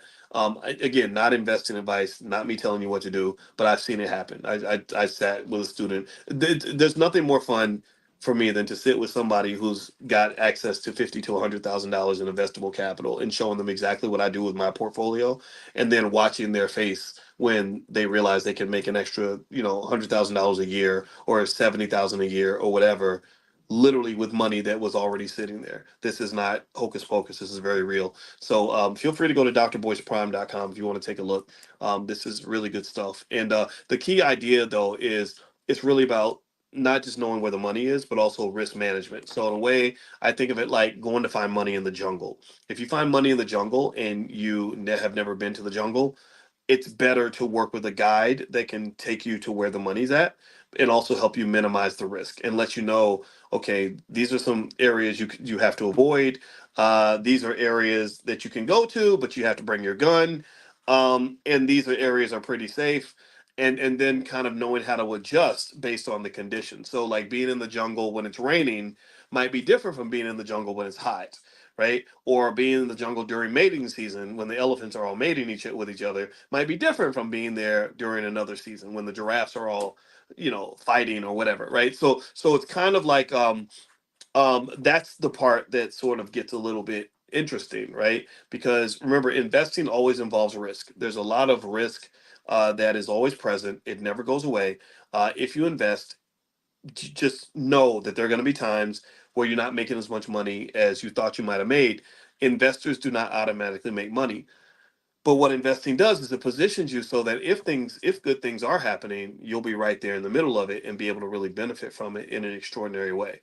And so I like selling stock options because it's a very conservative way to generate something that was really important for me, which was to make money without having to keep working for it. So when I really dug into it, and I literally was using stuff that I'd known since my PhD program, I dug into it and I was like, oh, well, you know what, babe, instead of us putting an extra X amount of dollars into this property when we want to buy, let's look over here. If we buy, so many shares of 1,000 shares of Meta stock, we can make $3 or $4,000 a week selling the options on that stock, and we don't have to do any work, right? And what that does is it's not just a matter of making the money. Making the money is only the first part of investing. Making the money is only the first part. The bigger part is making money in a way that's consistent with the other parts of your life that matter more than money, right? So if you can make money in a way that's consistent with the amount of work that you want to do, or the amount of stress you want to have, or just the things that you want to be paying attention to, so for example, I don't like to make money in areas that either feel uncomfortable, unethical, or stressful. I just don't. I don't care. You can offer me another $10 million to do something stupid. If I think it's dumb or a waste of time, or it gets on my nerves, I don't want to participate. You keep the money, right? But not everybody thinks that way. For some people, they'll do anything for money, right? I just don't feel that way. It's not comfortable for me. So you have to figure out what works for you and what stage in life you're at, right? So when you're in your 20s, you're like hustle grind mode. You're willing to just stay up all night, miss sleep and all that because you don't care about that stuff when you're 25 years old. But you get about 35, 45, 55, you're like, God, like, even if you're successful, your quality of life can still be low. I know a lot of high paid attorneys who make $500 an hour, who have an endless stream of clients, who can go on vacation anywhere in the world, anytime they want, and their lives are really miserable. And a lot of times it's miserable because America, unfortunately, in our obsession with capitalism, we create this singular focus on how much money you make. And we assume that if somebody's making a lot of money, oh well, of course you're happy. Look at how much money you have. People who talk like that honestly have never really been in a space where you've had like enough money. They because and the reason I say that is because when you don't have it, it seems like okay, this is the one thing that'll solve all my problems. If I just get more money, then everything will be better. But then you get more money and everything's not better. Like Deion Sanders had all the money in the world. He was world famous. He had all the women. He had all the fame. He was super talented, but he wanted to kill himself. Like, why would you be suicidal if you have all this stuff going on for you? Well, because he learned that there are things more important than money, and that's when he became more spiritual and more conscious. From in his perspective, for him, consciousness was more related, maybe linked to his Christianity and stuff like that. But this is what I encourage you to consider, right? So make the money. Money is a tool. Money is a tool that is supposed to unlock the possibilities in all the areas of your life that are more valuable than money. Like spending time with your kids should definitely be more important than making another dollar, right? So if you get to the point, for example, in life where you say, I made enough dollars, but I have a shortage of time that I put into my son, and he's going to get older and forget all about me. I need to go ahead and catch up on that. I'm at a deficit in that. Then that's how I think you want to think about your investing strategy. I encourage you to consider that. All right. So what's the text number again to get information? I don't know which text number you're referring to, Sheila, but if you text the word stock to the number 87948, so write down that number 87948, and that's usually what I'll do is I'll give you a text word that links to that number 87948. So if you text the word stock to 87948, that's where you get the profit alerts. I'll also this afternoon send another link to join us on Tuesday for the event on how to buy your first share of stock or stock market investing for beginners. All right, so Agnes, is whole life insurance better than just putting money in the stock market? I don't think so, but some people do. Whole life insurance isn't terrible though. Whole life insurance to me is better than nothing. That's how I look at it. It's better than nothing.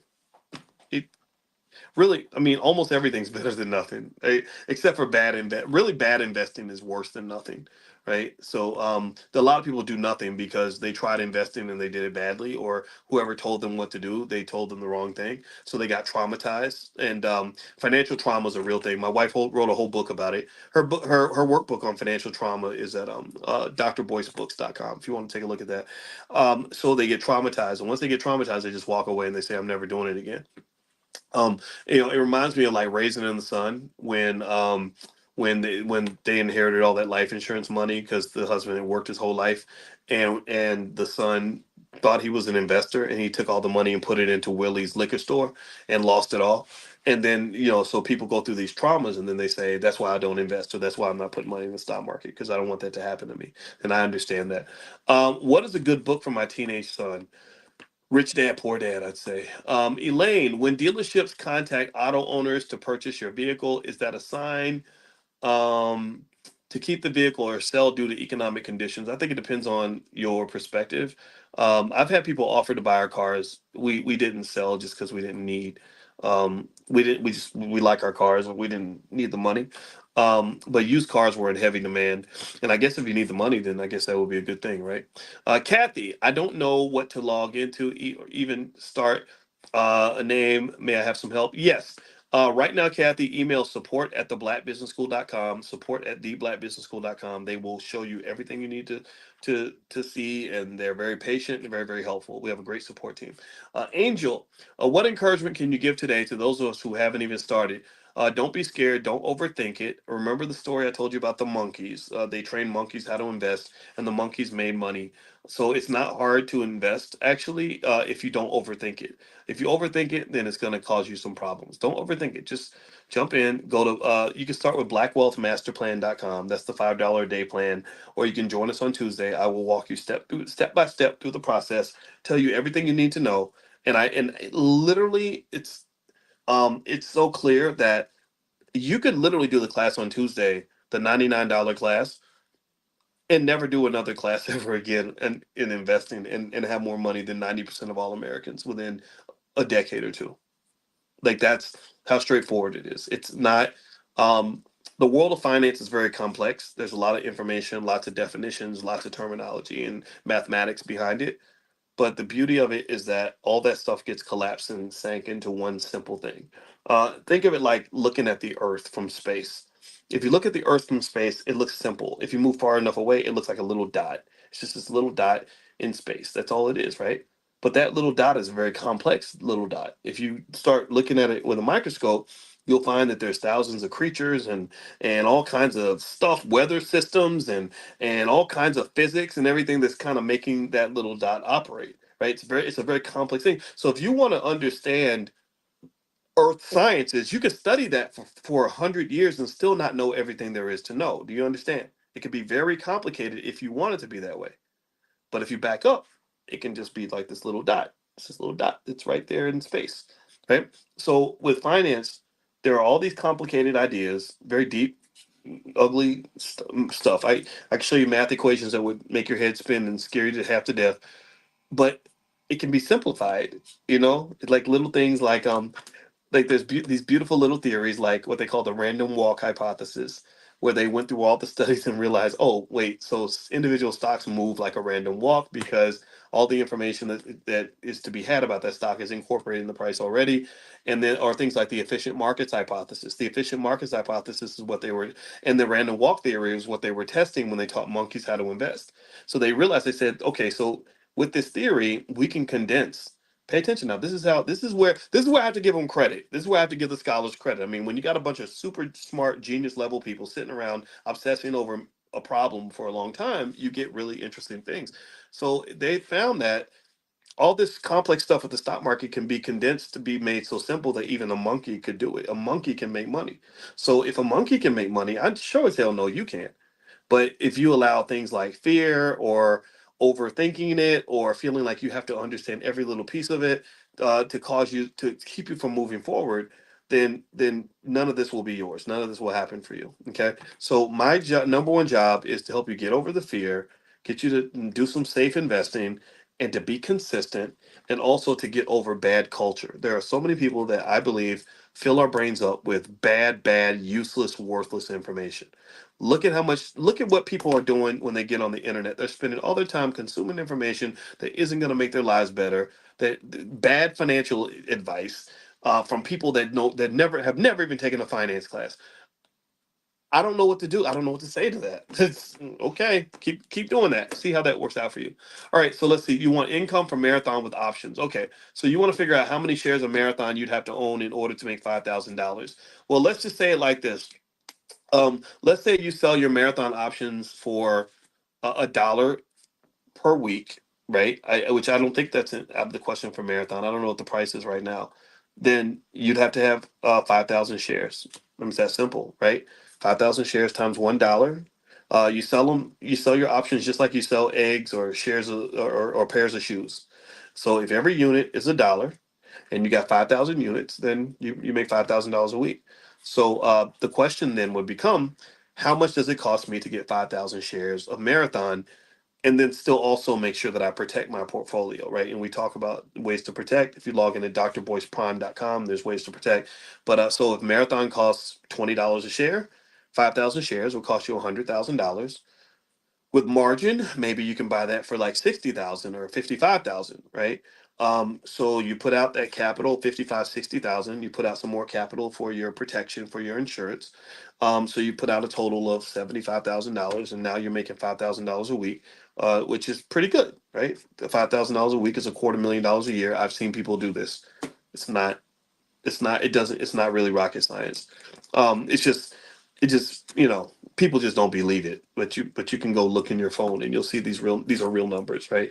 I don't know if marathon options sell for $1 though. They might sell for like 75 cents or 50 cents, but it depends on what strike price you pick, so there's some variables there. All right, so let's see. Travis, as a prime member, is it okay to share the content across other social media platforms with our affiliate link and share?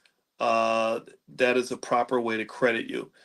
Yeah, just within boundaries, right? Just it just if you're respectful with it, and that's fine. I don't usually give people a hard time about sharing stuff. Just again, just I think you know the boundaries of what's respectful and what's not. But yeah, I think, and there is the affiliate link. If you're not sure how to be an affiliate, and tell people, if you again, only if you believe in what we're doing. If you're trying it and you love it, then we do have affiliate links where you can actually get a cut of the revenue if someone signs up. But again, I only want you to mention stuff that you actually believe in, that's really benefited you. But if you're not sure where to find that, just email support@theblackbusinessschool.com. That's support@theblackbusinessschool.com. They can show it to you. Let's see. Kamisha says, are stocks under $10 great to earn income and cover call options? We do have, if you log into drboyceprime.com, there is a list of Dr. Boyce money makers, and I do have some that are under $10. So there are some that can earn income. Kathy, yes, it's very tight. I need help. Okay. All right. So yeah, email the support team, Kathy. They can take care of you. If you join the Black Business School, do you have access to everything? Not right away, Sharonda. No, there is a fee for certain things. If you want something that's more comprehensive, where you get access to a lot of things at once, again, email the support team. They can take care of you. Kamisha says, part A of my question. Okay, from the stocks under $10, you send us all these. Okay, you already asked that question. All right, great. Let's see, Agnes. Okay, she asked about whole life insurance. We already did that. Okay. Are you invested in REITs? Asked Pat. Yes. REITs are a great way to get into real estate. You don't actually have to buy real estate to be in real estate. You do know that, right? You don't actually have to go and buy you don't have to go to the bank and fill out a bunch of papers and all that. You can actually just buy shares of a real estate investment trust and get exposure to real estate. What was the text number again? It's 87948. 87948. So you can text the word stock to 87948. I'll send you the profit alerts and stuff like that. Or if you text morning to 87948, you can do both if you want to. You'll get invitations to our morning class. Just know though, if you're on multiple text lists, you might hear from me a lot. So just be prepared for that. So I'll be kind of like your bestie that's in your phone every day. I hope that's okay. I promise I'll be sending you things that add value to your life. And also know that if you don't answer the text for a while, then it takes you off the list automatically. So you may want to click on stuff periodically to make sure you remain on the list. All right, so let's see here. Alicia, I have 15, 16, 17, 18, and 19-year-olds. What should I buy for them? You can start with S&P 500 funds. If you go to blackwealthmasterplan.com, that'll get you started. Blackwealthmasterplan.com. Okay, a couple more questions, and then we're going to bounce on out. But wow, you guys have a lot of questions. Okay, so we'll do this. We'll start doing this like once a week or something. Calvin, what are your thoughts on investing in Africa? I think it's great. I actually had a list of companies you can invest in to get exposure to Africa. I don't know if I have that list. I'm gonna try to find it, and I can share it with you guys. But yeah, yeah, Africa's big. Africa and India are two of the places that are just booming economically. And actually, I'm gonna make a list of things you can invest in to get exposure to India. Um, I've been meaning to do that. I just hadn't had a chance to finish that yet.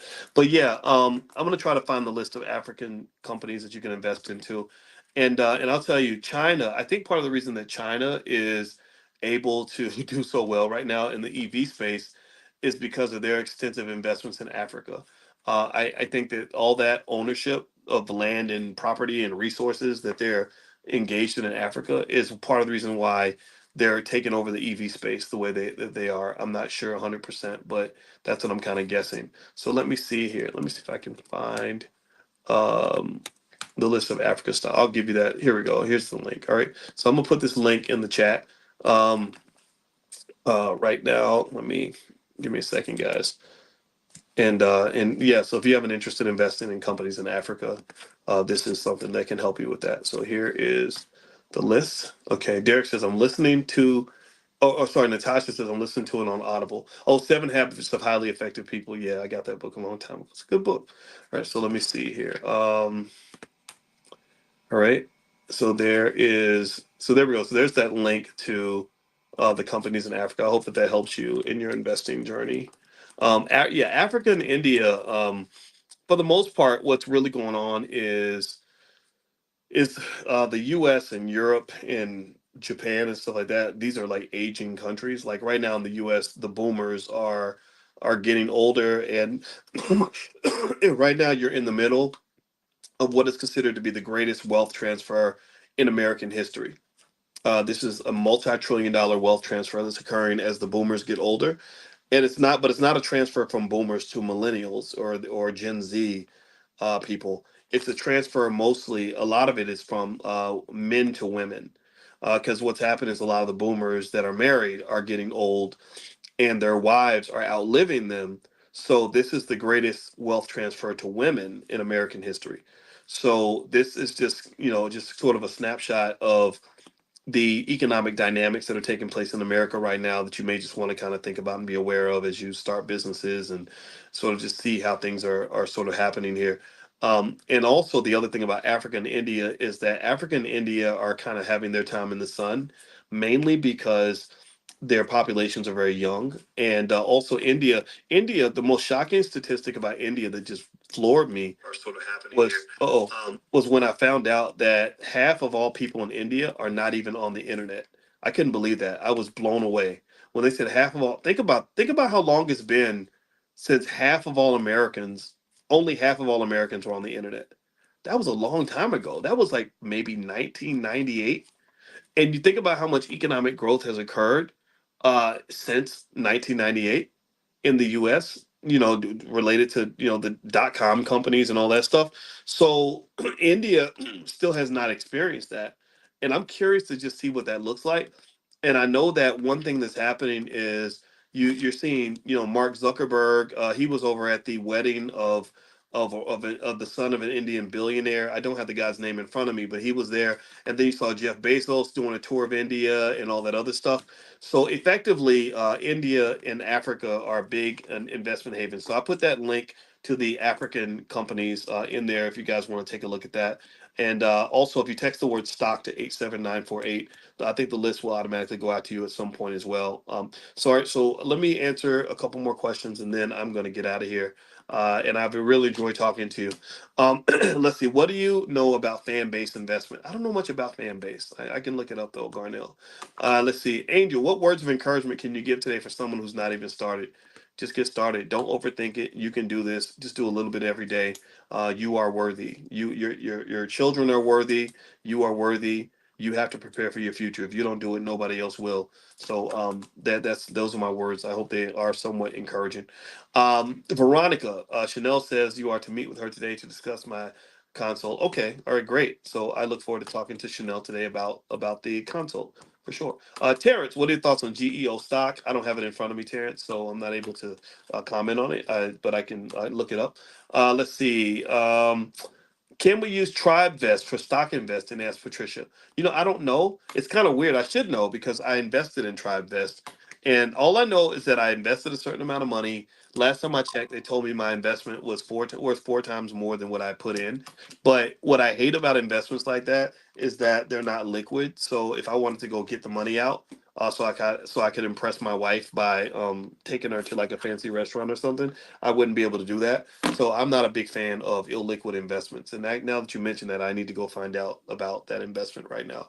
Um, let's see, where's the link to the Tuesday morning stock market class? It should be in your login at theblackstockmarketprogram.com, the blackstockmarketprogram.com. But remember, on Tuesday, we're going to do a special event, how to buy your first share of stock. So all members of the Black Stock Market Program that come to the Tuesday class, you're automatically invited to that event. You can actually come for free. Last question. Do you mentor folks one-on-one? Let's see. You know what, Deirdre? I do have a limited number of one-on-ones. If you email support at theblackbusinessschool.com, they can schedule you for something like that. And also, I did actually, we do have a mastermind. We call it the Dr. Boyce Win Mastermind for winners, WIN. And WIN stands for Wealth and Income Network. And I'm kind of proud of that acronym. And wealth and income, those words are important because the goal of the mastermind is to help you increase your asset base, increase your income, and then also network with other people that are doing the same thing. And so this is something more so there are requirements you have to apply. And so if you'd like to apply, you can email support at theblackbusinessschool.com and they can let you sort of apply. But we can't let everybody in just because number one, it does have a higher price point, but then number two, there are capital requirements. I need to make sure every investor is qualified. I'm going to have everybody take an exam to make sure you understand what's going on. And also your capital base has to be at a certain level so that we can really do some things that are a little more advanced. Okay. All right. So last question is how much capital base do I need to start with the Prime program? You know what, Stuart? There are some people that have bigger capital bases than others. There are some people that are there to learn, right? Because in Prime, we give access to a lot of stuff, right? Access to everything you want to know about stocks, everything you want to know about options on the buy and the sell side. And then there's the Prime aspect of generating the income from the options. So to actually execute, it does help to have 5 to 10,000 that you can go where you can go buy at least 100 shares of your favorite company and start generating your income. We literally at the stock options summit, I told the students, I said, I'll show you some stuff today that'll help you make money on Monday. Right? This is real stuff. This is not, hocus pocus or theoretical stuff. But the thing is, making money is easier when you have a capital base because if you don't have the capital base, then you would have to be on more so of a speculatory side. So speculation means you might make money, you might not, right? But if you have a capital base, you can easily extract income from the capital base in a safe and efficient way. So some people are there more so in the learning stage, like, okay, I'm learning, and we give you ideas on how to build your capital base up. Like there's some ways to do that. And then there's some people who say, look, I've already spent 30 years working. I've been working in this factory all this time. I've been saving and investing the whole time. I'm looking for some more efficient ways to generate income from my money so that I can quit my job or replace my income or do things with my family. So LH, yeah, you can do stuff with $13,000. That's a reasonable amount. So feel free to go take a look. See if you like it. DrBoycePrime.com. DrBoycePrime.com is the URL. All right, I'm gonna go. I've overstayed my welcome. I hope that this conversation has been beneficial to you. I hope that this has helped you. Again, if you want to get a copy of my book, The 10 Commandments of Black Economic Power, you can go to drboycebooks.com. If you want to take a look at the Prime program, you can go to drboyceprime.com. And also, if you want to get invitations to Money in the Morning, we do this every morning, 10 a.m. Eastern, every single day, 7 days a week. Just text the word morning, MORNING, morning. Pull out your phone, text the word morning to 87948. If you text morning to 87948, I will invite you for tomorrow. Have a good day, everybody. God bless you. I'll talk to you guys soon. Take care. Bye bye. Bitcoin is going berserk. But that's a no-brainer. Everybody knew Bitcoin was gonna, well, everybody that paid attention knew Bitcoin was gonna do this. It's actually over 70,000 now. At some point it will cross 80, in my opinion. I believe at some point it will cross 90 and 100 and everything else. I think Bitcoin is one of the clear investments out there. Although, there's nothing that's guaranteed. There's nothing that's guaranteed. And I hope you all really remember that. Never forget that, right? So even if someone says, oh yeah, I really, really think this is going to happen, that does not mean it's going to definitely happen. Even as a professor, I can't predict what the stock market's going to do. I can't predict what any asset's going to do. However, there is a lot of evidence to say that if something is going to explode, it's going to be Bitcoin. And also, most of the indicators in terms of where the market momentum is going is pushing Bitcoin upwards. So if you've been consistently buying, congratulations. You're probably seeing this right now. And so you're well on your way to to wealth, in my opinion. And so, anyway, the one thing I wanted to kind of hit on today too had to do with something that was crossing my mind.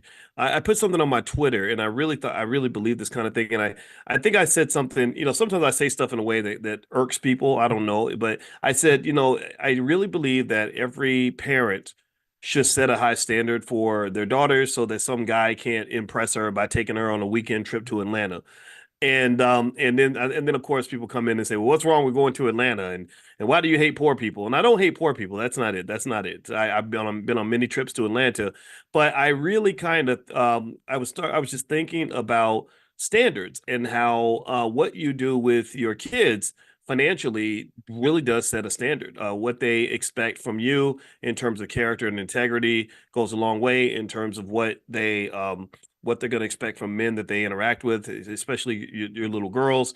And a lot of times you just see, things that make me kind of sad as a father, like women kind of wanting, like really desiring men that just don't have good character. If you think about it, there are a lot of, if you think about Diddy and Cassie, for example, which is kind of the talk of the town right now, there were a lot of women that were happy for Cassie to be dating Diddy. They thought she'd won the prize. They thought that she was looking good. She was in the driver's seat of her life. And girl, won the prize. You got the man everybody wanted. And that's that's just not the case. A lot of in economics we call that the winner's curse. There's something in economics called the winner's curse, and what the winner's curse is the winner's curse is where you think you won but really you lost. And it's when you compete for something that you're dreaming about, but actually you kind of have the wrong dream. And effectively, that is kind of what I see when it comes to the stuff with Diddy and Cassie and all that is like, I don't know. I mean, in hindsight, do you regret this relationship? And how would you have felt if I'd come from the future, if I'd gone into your life 15 years ago and said, don't do this, like don't date this guy, there's going to be bad things are going to happen? Would you have said thank you for protecting me from something that was going to harm me, or would you have just wanted to learn things the hard way? And I just hate to see that. It really makes me sad. And so, actually, what I wanted to do in terms of helping you understand how these financial standards can play a part in how your children see the world, let me pull up some data for you. Um, yeah, so because this is this is important. So when you're talking about setting financial standards for your daughters, let's talk about daughters in particular, right? So I know we have something similar when it comes to sons. I don't think the dynamic's the same because I don't believe boys and girls are the same. I know we have debates about, transgender and all that, but I just assume I believe that things are a little bit different. So when you talk about standards, here is some research that I found that kind of talks about what the standards actually mean and what they actually do when it comes to the quality of life, the ability of that little girl that you raised to have a healthy life. And I think about this, especially if you talk about, say, a guy like Diddy, I say, gosh, that's so interesting that this guy is known for beating up a woman and he has daughters. And I wonder how he feels. I wonder if you said, would you want your daughter to date a man like you? And I wonder if the answer would be yes or no. If the answer is yes, that would make you question, like, what kind of man are you? What you really would want some guy to, beat your daughter, kick her in the face right when she's trying to get on the elevator. Um, and then if he says no, it says, well, why would you want to be the kind of man that you wouldn't want your daughter to date? Because now your daughter is going to grow up, pay attention now. Your daughter's going to grow up looking up to men like you. She's going to grow up thinking my daddy's a great guy and I want a guy like my dad. And so, so the question becomes, are you perpetuating these curses? And I think money's behind all of this, right? I think that money distorted hip hop. Money made rappers and these black men, mostly black men, into something other, and women too now. I mean, some of the female rappers, unfortunately, have kind of fallen into this trap. And so there are these people that have billions of dollars, and it's not us. We don't have billions of dollars to invest in things like this. They invest billions of dollars into these image distorting false realities of black people, where for many years you had a whole culture around complete disrespect, disregard, and harm and assault toward women. If you go back and you look at things I was writing 20 years ago, you'll know that back in 2002, 2003, I was saying that, if all these, liberation movements and Me Too movements and all that, when they eventually start to reckon and really study what's happening in the world of hip hop, it's going to be really bad for these guys. These guys are going to be hiding in a closet because they're going to dig up stuff that they did back in the 90s and the 2000s that was just clearly inappropriate. And I remember, because I remember one time when I was a professor at Syracuse, and I remember listening to the rapper Exhibit, and he had a song with Snoop Dogg, and in the song they deliberately talked about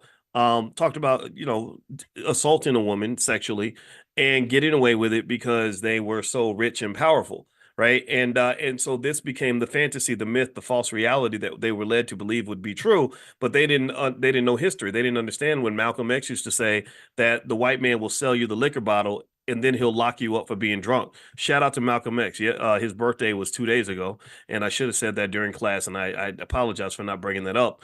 And so really, I feel like in a way, what's interesting about some of the hip hop culture from a financial standpoint, is that they kind of have this way of lulling you to sleep. Kind of have this way of making you think you're the boss, making you think you're in the driver's seat when really you're not the boss. Clive Davis is the boss, or Universal Records or Sony Music is the boss, and but they want you to think you're the boss. And then you go out and you operate like you think you're the boss, and then next thing you know, consequences come, and then you're held fully accountable for every single thing that happened under your watch.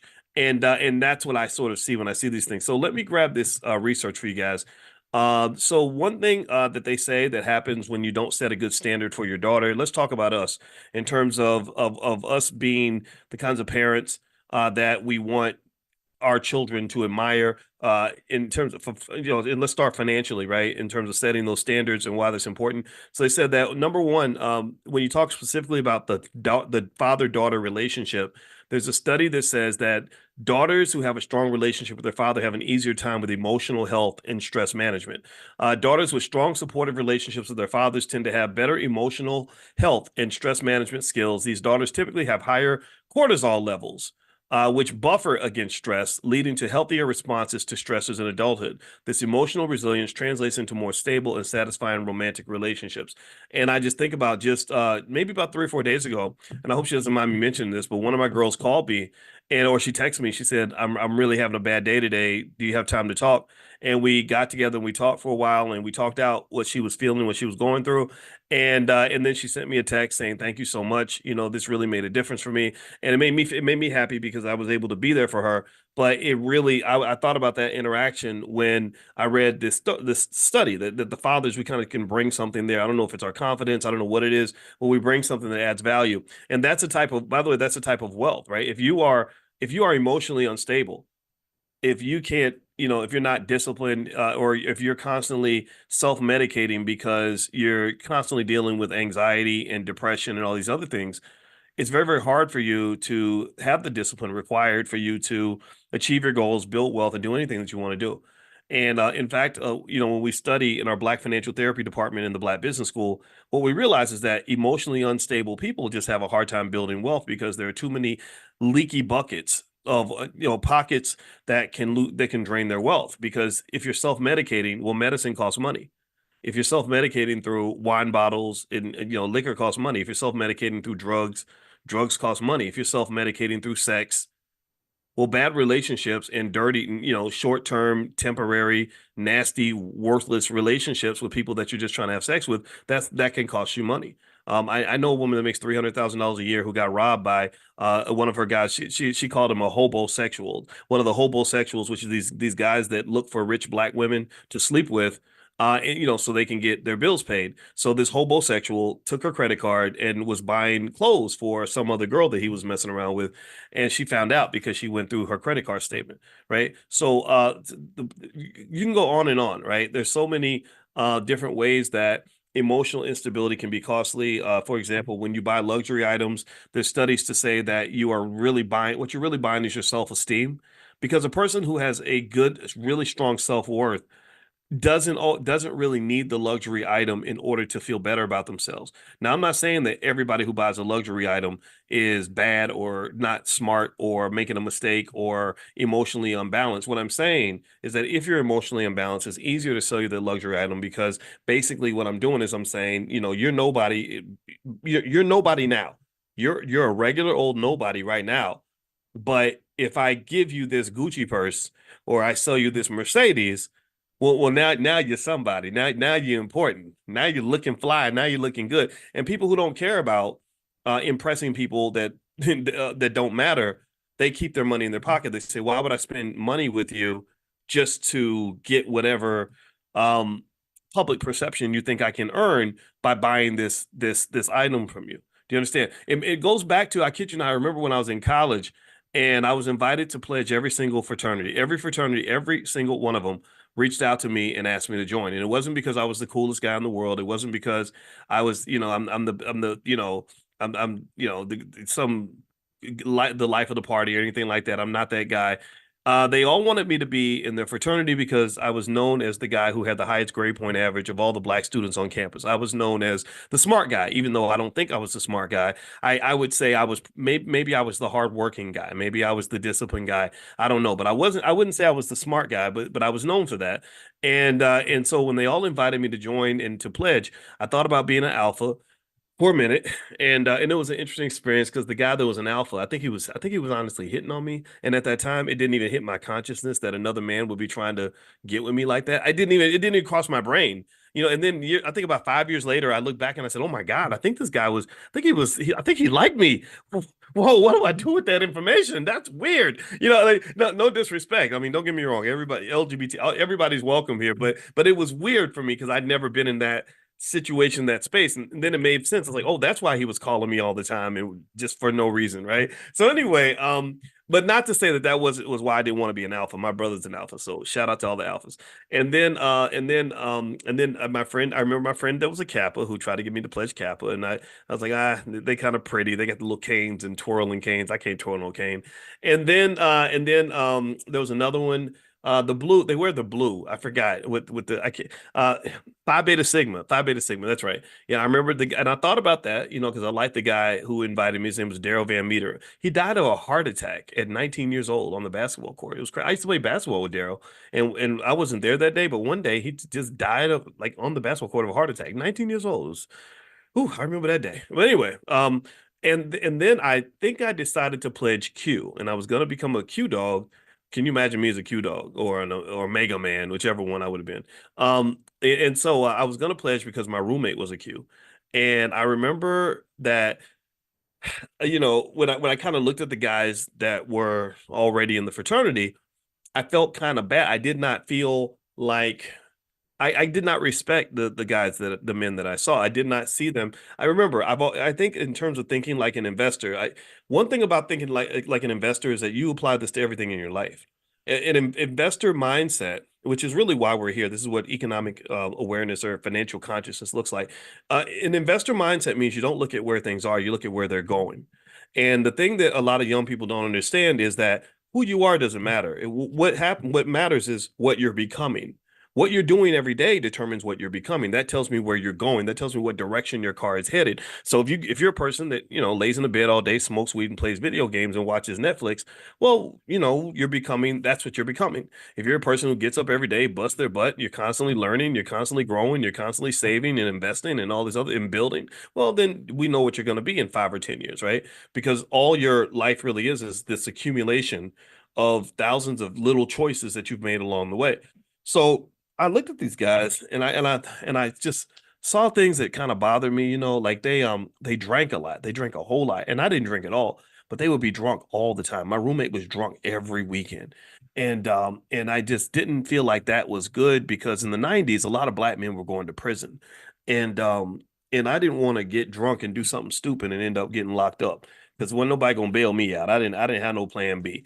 And then also they did this weird thing where they had a party where they picked two girls up on the side of the road. This is the type of stuff in our culture that I think we got to just kind of talk about because it destroys people's lives. But they picked up these two girls on the side of the road, and they told them that if you want to ride home, you have to do things for us at our party, if you know what I mean. And so they had this party. I kid you not. This is a true story. One girl was in one room offering one service, if you know what I mean. The other girl was in the other room offering another service. And I remember thinking, back then, I mean, I'm 20. I'm trying to figure life out, and I was like, that doesn't seem right. That does not seem good. That seems because I was thinking about things like diseases and all that, but even criminality, right? Somebody can come back 10 years later and say, oh, well, you assaulted me, and now you're going to prison for 30 years, or now whatever, right? So, long story short, I remember just thinking, I see a whole lot of drinking, a whole lot of whoring and a whole lot of partying, but I don't see a whole lot of studying. I don't see a whole lot of hard work. I don't see a whole lot of building here, right? And I remember, so that was the thing that kind of got me to say, I don't think this is the right move. And again, this is that part of the culture. I believe other people put this on us, and I think we have to address that because it's very anti-wealth, it's very anti-family. Remember, anti-family is anti-wealth. Anti-family is anti-wealth, and it's also anti-black. So if you want to destroy black wealth, just keep destroying black families. If you want to destroy black families, keep destroying black culture. If you want to destroy black culture, keep destroying the black male. And that's kind of what's been happening. They've been destroying the black male systematically in a lot of ways. Even back in the 60s, Dan Rather, I was watching a documentary about Dan Rather, the great newsman, and he talked about how Vietnam War, most of the guys in the platoon were mostly black, a lot of black males. And so I just think it just goes way back, just in terms of what people have kind of done to us. So long story short, I remember just going back to the self-esteem thing. I remember the deal was like I was supposed to pay a bunch of money. Again, I'm a very logical thinker, right? I'm a mathematician, so 2 plus 2 is always going to be 4 to me. So the deal was you pay us $600 or $700, which is more money than I had at the time. I did not have a lot of money to burn like that, and they were like, pay us a bunch of money, and then for 6 weeks we're going to make your life a living hell. And then when you're done, and I was like, well, what do I get when I'm done? They're like, well, you get to be one of us. And I'm like, so I get accepted. So I'm paying you money and letting you torture me, letting you ruin my life and my grade point average and only God knows what. For what? For the esteem of knowing that I can be part of your group? Well, yeah, yeah, yeah, yeah. You get to be one, you get to be a Q dog or an alpha or whatever, right? No disrespect to the fraternities, but it did not compute to me. And I was like, wait, so I get to be your friend, but I'm already your friend. I already know you. I see you. I say hi to you. I don't need to wear the same colors as you for us to be cool. Like we don't have to wear the same colors. I don't, and I really don't even really want to see you much more than I already do. So where's the benefit? Where's the win? Where's the ROI? I saw no ROI. The only ROI I saw was you get to wear the jacket and be part of the group. And I saw that more as a self-esteem thing. And what I really found was interesting was I was able to save a lot of money because my self-esteem was already pretty much intact. Sure, I didn't have everything figured out. There were some things I had fears like everyone else. I had, challenges and hurdles and hills I had to climb, but I was very comfortable being by myself and very comfortable being who I was. Yeah, I know I'm not the coolest guy in the party, but I don't want to be the coolest guy in the party because the coolest guy in the party looks stupid to me sometimes. You're acting stupid so that you can be the coolest guy in the party, and that's still true. It doesn't matter. Even now, 30 years later, the internet is just a big high school where people want to be the coolest instead of being instead of actually being the person that has the most substance. People want to impress you by likes and shares and clicks and views, and they do really embarrassing things, really humiliating things, degrading things, goofball, idiotic things to get likes and shares and views. And that, to me, is not a win for you. In my opinion, a win is when, if I want to impress you, maybe I impress you with my substance. I want to impress you with what's in my brain to say, look at how well I know finance. Let me help you. Or I want to impress you by helping change your life or say something that's really profound for you that's going to benefit you. That's meaningful to me.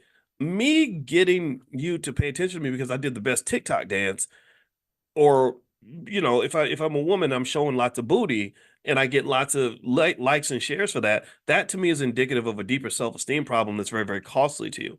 So what I'm saying to you is that going back and I'll finish up on those studies in terms of how it can affect our girls, but it affects our boys as well, is that people that have their self-esteem intact don't have to engage in these horrific exchanges with the world to get these false senses of validation from other people, right? Like a little girl who's raised with full confidence, full self-esteem is not going to keep investing her body into ratchet, disgusting, disease-ridden men just so that she can feel a little bit of love. She's already got love. She's got a big stock of, she's wealthy. She's wealthy. She's emotionally wealthy already. Let me know if you follow what I'm saying. I'm talking about wealth. Do y'all understand that I'm talking about wealth here? I hope you get what I'm saying. Because I know I sound like I'm not talking about wealth, but I really am. If you're wealthy with love, then you're not love starved. If you're love starved, then you go and you are giving things away that are valuable so that you can get the thing that you need. Do you understand? So the children, here's the thing. I think that the best job we can do for our parents, or sorry, as parents, not for our parents, as parents, is to make sure our children are not starved of the things that they need. So they don't have to go buy these things by giving away things that are very valuable, starting with money. People will give money away. Oh, I'll spend, I just made 300,000. And instead of using the 300,000 to build generational wealth, I want to spend 300,000 getting this dumbass European car from a bunch of white people who don't even like me, just so I can feel better about myself. Now I'm somebody because I'm driving this overpriced car that's declining, depreciating in value every single mile that I drive it, right? Or I'm gonna go and spend my money at the club and throw it around and put it in stripper thongs so I can be the coolest guy in the room, even though I look like Bozo the Clown right now. I look stupid because I'm throwing away my kids' generational wealth. Or you can just keep going on, going back to the civil rights movement. I no disrespect, but I'd never understood this idea that I'm going to go and get beat upside the head sitting at a white man's lunch counter begging him to take my money. I saw this picture of the great James Baldwin, and he was standing in front of an ice cream shop that was owned by a white guy, and the white guy was peeking out the window, like, "Who is this Negro in front of my ice cream shop, and why is he taking a picture here?" And at the top of the ice cream shop door, it said, "This is the colored entrance," right? So they had an entrance for colored people, an entrance for white people, and there's some white liberal guy who's doing commentary on the picture, and he talks about the contrast in the picture, and I got to put it on my Instagram, the video up because I got to go find it, but he's basically saying, like, look at the contrast in this picture. He says, here we have James Baldwin, one of the great literary minds of his generation, who is being dehumanized because he's standing in front of this sign where they won't let him in because of the color of his skin.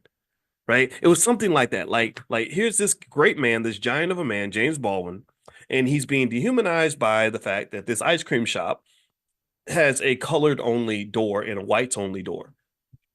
And I was like, no, he's not being dehumanized. Why does he have to go eat the white man's ice cream anyway when he's probably going to spit in it? What would make you think, how in the hell did I get, does he's, if he's so powerful, what in the world makes us think that he would hand over his humanity, his the right to dehumanize him to a person who clearly is not his friend? There is nothing beneficial about him being allowed to walk through the front door of another man's ice cream shop and give him all his money. In my view, the sign didn't dehumanize him. It only dehumanizes you if something inside of you makes you feel that in order for you to be a complete human being, you have to go inside this bigot's ice cream shop. I don't want to go in his ice cream shop. I don't. I don't. He can't take nothing away from me because I don't even want what he got. In order for somebody to take something from you, you have to give it to them in the first place. In order for them to take something from you, they have to at least have something that you desire. And when you desire things, you have to understand, why do I desire these things? And let me tell you, there's a trap. It's a trap. It's a trap. When you desire things, that makes you beholden to the people or the entities that control the thing that you desire. So that's why the Buddhists are among the smartest people on the planet, because if you know anything about Buddhism, which I don't know very much, but one thing I do know is that they do have one principle that pretty much says you should desire nothing. That desiring nothing is one of the keys to freedom. So I'm not saying you shouldn't desire anything. That's your choice, but you got to be real careful about falling in this trap of hungering for something, lusting for something, wanting something, especially when the thing that you want is coming from people who are gonna extract a high rent in order for you to have that thing. So you either A, have to train yourself not to want it, or B, if you do want it, you better get your own supply. So that little girl, she either, if she feels like she needs to be loved by a thug in order to feel complete, In order for her self-esteem to be intact, I need to be one of Future's 18, the rapper Future. I need to be one of his 18 babies' mamas in order for me to feel loved and complete. And Future says, sure, just let me inject my dirty penis in your body and give you every disease I have and then abandon you and your child and traumatize the both of you. Sure, I'll give you that in exchange for your self-esteem. If she feels that way, that's a problem. That's a deficit. That's a deficiency. And that is so to me, that deficiency will be resolved by either A, having plenty of love, of stockpile of love and support from somebody that really cares about her, like her dad. Your dad is, the dads are so important. I mean, we're supposed to be that one man that loves you and will die for you and isn't asking for something from you.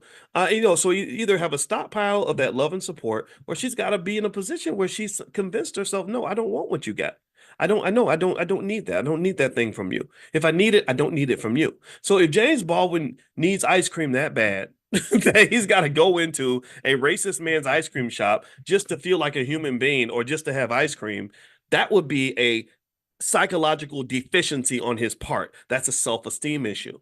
If I'm talking to James Baldwin, I say, let's go get some ice cream somewhere else. There's a black-owned ice cream shop down the block. Or maybe, ice cream is really gonna make us fat. So maybe we should go eat a salad instead. Right? That's what I'm thinking. Right. And I really encourage you to sort of process these things because that those emotional deficiencies, those psychological shortcomings that we're raised with, that self-esteem issue, that drives a lot of people being able to take things from Black people. Like I can point to 1,000 examples. I'm gonna try not to point to too many because my brain will explode. I'll start talking all day. But even when I look at guys, I see guys that go on, anybody seen Vlad TV? You know Vlad TV, right? How many of y'all know about Vlad TV? I've been on Vlad TV several times. I've talked to Vlad on the phone. I did all that, right?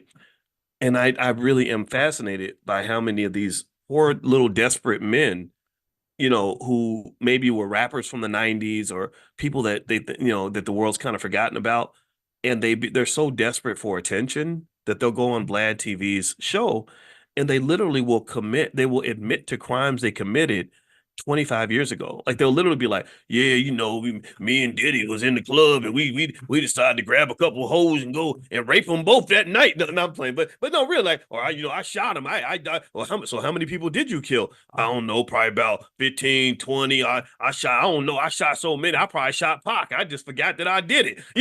Just literally, and they incriminate themselves. And I'm like, wow. So prison, that's a pretty high price to pay for you to get your internet clout. Like that's what that is. That's an emotional deficiency that's being fed at a very high price to you. So remember, when you're paying a price, you're not just paying with money. That's what I want you to understand. Sometimes you pay a price with something that money can't buy. And really, one of the things I think I might have done right is I don't let people waste my most valuable commodities. I'm not talking about my money. My money's not the most valuable thing I have. I have 1,000 things that are more valuable than money, but just things like time. I don't, if someone important wants to talk to me and someone thinks I'm supposed to talk to this person because they're so important or they're on, they're mainstream famous or something, my question is like, well, why would I want to talk to that person? Well, because he was on the hit TV show, blah blah. I'm like, yeah, so this person's important because white people put him on TV. No, that because what I'm doing over here is the most important work I could be doing anywhere. Like talking to my people about wealth and building our families and our communities for the future. That's really what's important. His reality show on Bravo, that just paid him a bunch of money, but that doesn't make it important. See, you got to stop believing that somebody getting paid lots of money to do a job means that they're doing an important job. Getting paid lots of money to do a job does not make the job important. It just means you got a lot of money to do it. And I'm happy for you. But your importance, your significance in the world has to come down to whether or not you're doing meaningful work for meaningful people, meaningful work for a meaningful purpose. You got a big gun and you're aiming it at the right target. If you got a big gun, you aim at the wrong target, then it's a wasted bullet. If you have a little gun and you aim it at the right target, it's wasted. You want a big gun aimed at the right target. That means you're doing meaningful work for meaningful people. You're applying your energy in a meaningful way. So that's why I tell you to go back to the basics, right? I just really don't understand who told us that that the job of a mother wasn't the most important job on the planet. That's the most important job anywhere because because if mothers weren't doing their jobs, society would crumble. We'd be raising a whole nation full of serial killers. So motherhood is actually a more important job than almost any job I can think of. And the second most important job would be fatherhood. But for some reason, somebody got us all twisted up and had us thinking that somehow going to that white man's factory every day was the most important use of your time. And I vehemently disagree with you. I vehemently disagree. It might be important for him. Sure, he's building family wealth. He's building generational legacy and everything off your labor. Sure, that's fine. But I don't think that's more important than the time you spend with your own kids. I really don't. And I'm not judging how you spend your time. I understand we have limitations and restrictions and things like that, but I just encourage you, to figure out what your standard needs to be and meet the damn standard. And then don't just meet the standard for yourself, meet it for your children. Because I don't think we're meeting the standard for our little girls. That's why they're chasing after some of these raggedy guys. I really do. I'm really fascinated in terms of learning how critical my role is as a father to the self-esteem of my girls. There's something that we give girls, and I think that we understate how important that is because we're so accustomed to the girls not having a father. But I say, well, what if the majority of all the boys didn't have a mother? Are we saying that mothers wouldn't be important? Would we have a normal society if most boys did not have their mother in the house with them? I don't think we would. I really don't. So I think that when you see things happening that almost seem like bastardizations of Black culture, or just extreme disruptions in terms of Black society, Black relationships, choices. I'm the guy that would be curious. Like Diddy, Cassie, what made you so attracted to Diddy? What made you think that this pretty gay rapper is an important man? Is it because he had lots of money? Is that what it was? Like, what if Diddy made the same amount of money as the guy at Burger King? That he was still dancing and wearing shiny suits and still a great rapper. Well, he wasn't a great rapper, but still, but still like charisma and all that. But he was making like $5.95 an hour. Would that have been your man? Would you have really endured, all this? I'm not judging the choice. I agree. I think it was a scary situation that she was in, but I really wonder about these things, and I wonder like what's really happening here that will make us even think that that would be a good life for you. Is it just the money? And because I can tell you as a person who thinks about money all the time, and I can tell you when you do what I do, you end up as a professor thinking about money and on levels and layers that you can't even possibly imagine. It goes so much deeper than you think. Um, I just want you to understand that money is not as important as you think sometimes. And money can be a massive distraction. Money really is a drug. The drug of money makes you high. And when you're high, you can end up doing things that don't make any sense. And in fact, I'm going to talk about that a little bit later in the portfolio power play, because right now you're in the middle of a booming stock market, which is going to create a lot of what they call irrational exuberance, which is a lot of greed. And so that is when the scammers come out. So people will be releasing the fake Bitcoins again and all that stuff, or the crappy cryptos. There's going to be a lot of IPOs of companies that are not worth what they're worth. During the previous boom, you had these things called SPACs, special purpose acquisition companies, which weren't worth what they were pretending to be, and people were paying money for these SPACs. So this changes the dynamics of the entire economy when everyone's sort of feeling excited, because right now everyone's getting FOMO because they're reading all the headlines about the Dow hitting record highs and Bitcoin hitting another record high and all these other things, and they don't want to miss out. So they jump in and they don't know what they're doing and they end up getting burned. So that's what we're going to talk about later on today. If you want to join us for the portfolio power play, here is a link to the private Zoom. I'll put it inside here. And if you're not invited to Money in the Morning yet, our economic awareness training, just get on the text list, text the word morning to 87948. So you can text morning to the number 87948, and I'll send you an invitation. And the portfolio power play, I'm going to put the link right here in the chat if you guys want to join me later on today at 1 p.m. Eastern. So let me see here. Let me pop this in the chat really quick. And then what I'll do is I'm gonna go ahead and finish this up in a second, because today's my anniversary and I shouldn't be like Mr. Workaholic on the day I got married. So, and then my wife's birthday is right after that. So I got Mother's Day, my daughter's birthday, my wife's birthday, and my wedding anniversary all in the same month. So, oh, sorry, I got two daughter birthdays, right? So I got so much crap that happens in the month. It's in May. It's crazy. So it's really hard. I have a hard time keeping up with names and dates, or like anniversaries and stuff. So pray for me. All right. So anyway, let me finish reading these studies in terms of how that setting that standard can make a big difference. Okay. Yeah. Did I switch the portfolio power play to one? Yeah, it's 1 p.m. Eastern, Natasha. I think I had to move it back to one because the other time, for whatever reason, didn't work. But there's the link right there. And you can click on that and you can join. All right, so a couple more things I want to mention before we bounce out. And again, we'll be back tomorrow morning at 10 a.m. Eastern. So feel free to join us. Just text the word morning to 87948. One thing that they say, surprise, surprise, is according to this study, by the Institute for Family Studies. They said a father's involvement can set high standards for how a daughter expects to be treated in relationships. Research shows that daughters who have close communicative relationships with their fathers are less likely to engage in risky sexual behavior and are more likely to have fulfilling, long lasting marriages. These daughters often have higher self esteem and body image satisfaction, which are crucial for healthy relationships. Also, in terms of academic and career choices, fathers play a crucial role in their daughters' academic and career decisions. Studies indicate that daughters who receive mentoring and support from their fathers are more likely to pursue ambitious career paths and are often influenced positively by their father's career choices. This support fosters independence and confidence, which are beneficial in all areas of life, including relationships. Also, in terms of negative outcomes, they said the absence of a father figure or a poor father-daughter relationship can lead to adverse outcomes such as depression, anxiety, and early sexual activity. Conversely, daughters with positive father figures are less likely to face these issues and more likely to develop healthy, supportive relationships with their partners. So, shout out to and by the way, if you don't see that link to join the Portfolio Power Play, one other way you can get access, I'll send this out in a little bit. Text the word stock, STOCK, to 87948. If you text stock to 87948, you'll get a link from me right after this class, and I'll invite you guys in. So text stock to 87948. I'll also mention a couple stocks I'm buying later on today when we talk.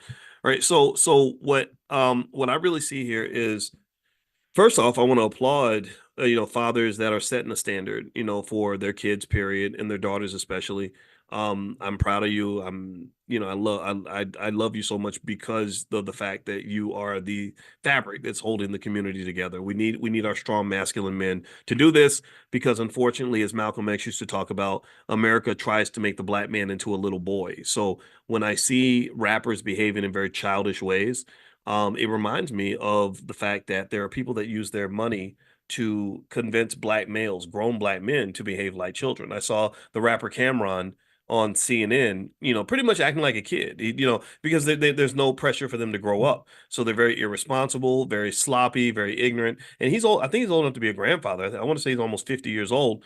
Diddy is over 50, right? And engaged in the same shenanigans that he was engaged in when he was 25 years old. A 52-year-old is not supposed to behave like a 25-year-old. That's not culturally normal, but it seems normal because we financially reward it. So sometimes when things are financially incentivized, that makes us automatically and unfairly and incorrectly believe that that is the right way to approach life, that that's the right way to exist. And it's not. So thank you to the men that understand that. And then also, I want to say thanks to all the mothers that really help facilitate that child-father relationship.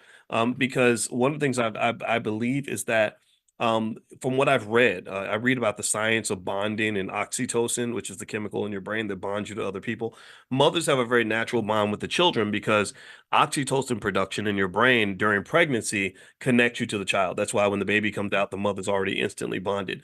With the father and the child, the bond has to be constructed, right, through having them spend time together, facilitating that, right? The mother kind of saying like, "Hey, spend time with your father," especially if the partnership doesn't last, you have to kind of push that and have them spend time together and do things together, and then they'll naturally become more connected. If the mother is resistant, or if the mother is has issues with the father or is disrespectful of the father, it's very hard for the father to step in and form a relationship with the child. Because I don't know about y'all. Tell me if you agree. Give me a yes or no.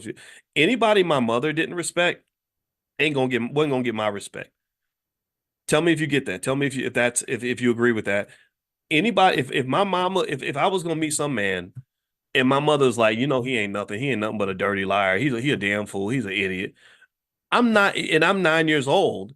I'm loyal to my mother 100%, period. So you bring this guy in front of me and you've been talking crazy about him, or even if you're subtly doing it, even if it's subconscious, right? Like, or somebody says his name and you go, yeah, we'll see what he does. Oh, that's a cue. That's a clue. And I want y'all to understand this. Pay attention now. My mother did not do this, but it happened. It's a true story. I met my father, my biological father, for the first time when I was 14 years old. So my uncle took me to his house. My parents did not know that I was being taken to my biological father's house. I come to the door. He's standing there, and I looked at him, and it was really shocking because I'd never seen another man who looked like me like that. He looked a lot. I said, "Wow." So he gave me a hug, and it was one of those real heavy hugs, like, "Son, oh my God, good to see you, son," that kind of thing. And I didn't hug him with the same intensity because I'm 14 and I didn't feel the same, I didn't feel the same way. Hadn't spent years away from my son. I was just a 14-year-old, a freshman.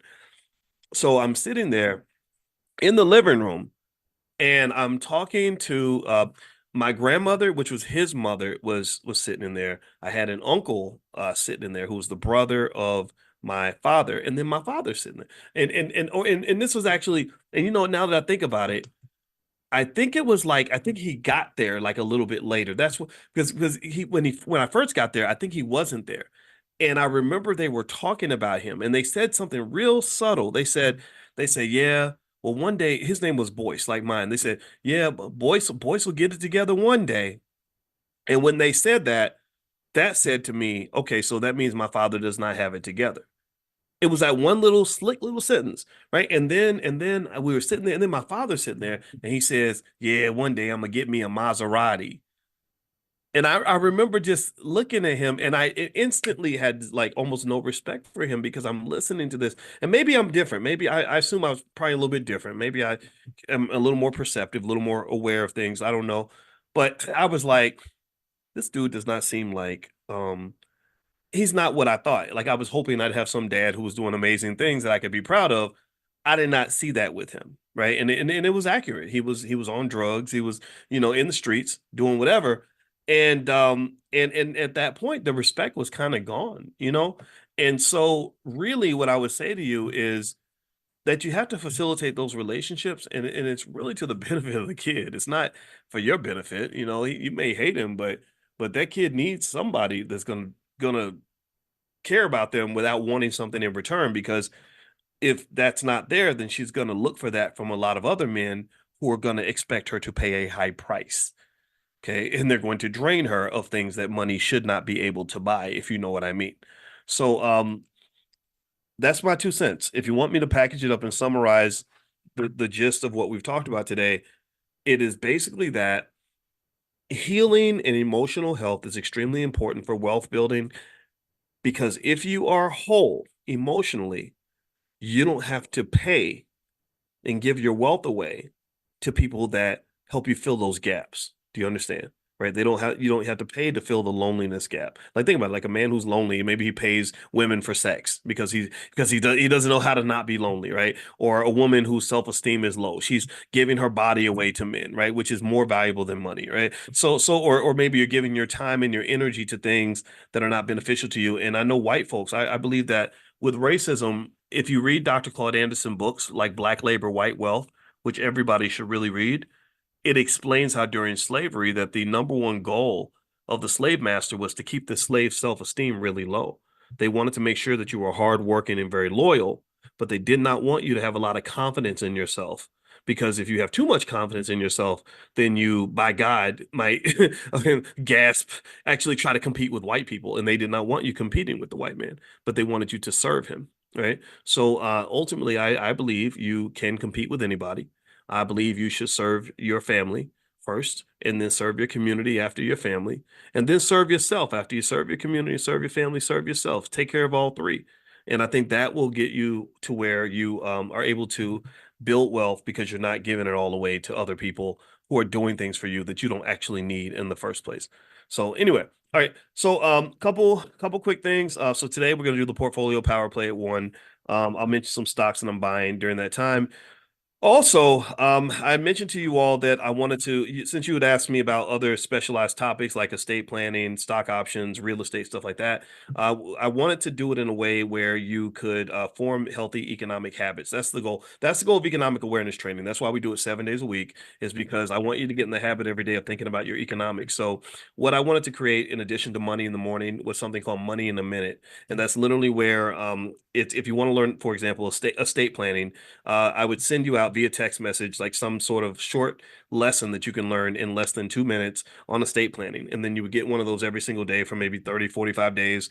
And then by the time you're done, you would have a basic understanding of estate planning. And then there would be options for you to do more if that's what you want to do. Same thing with stock options, stock market investing, real estate.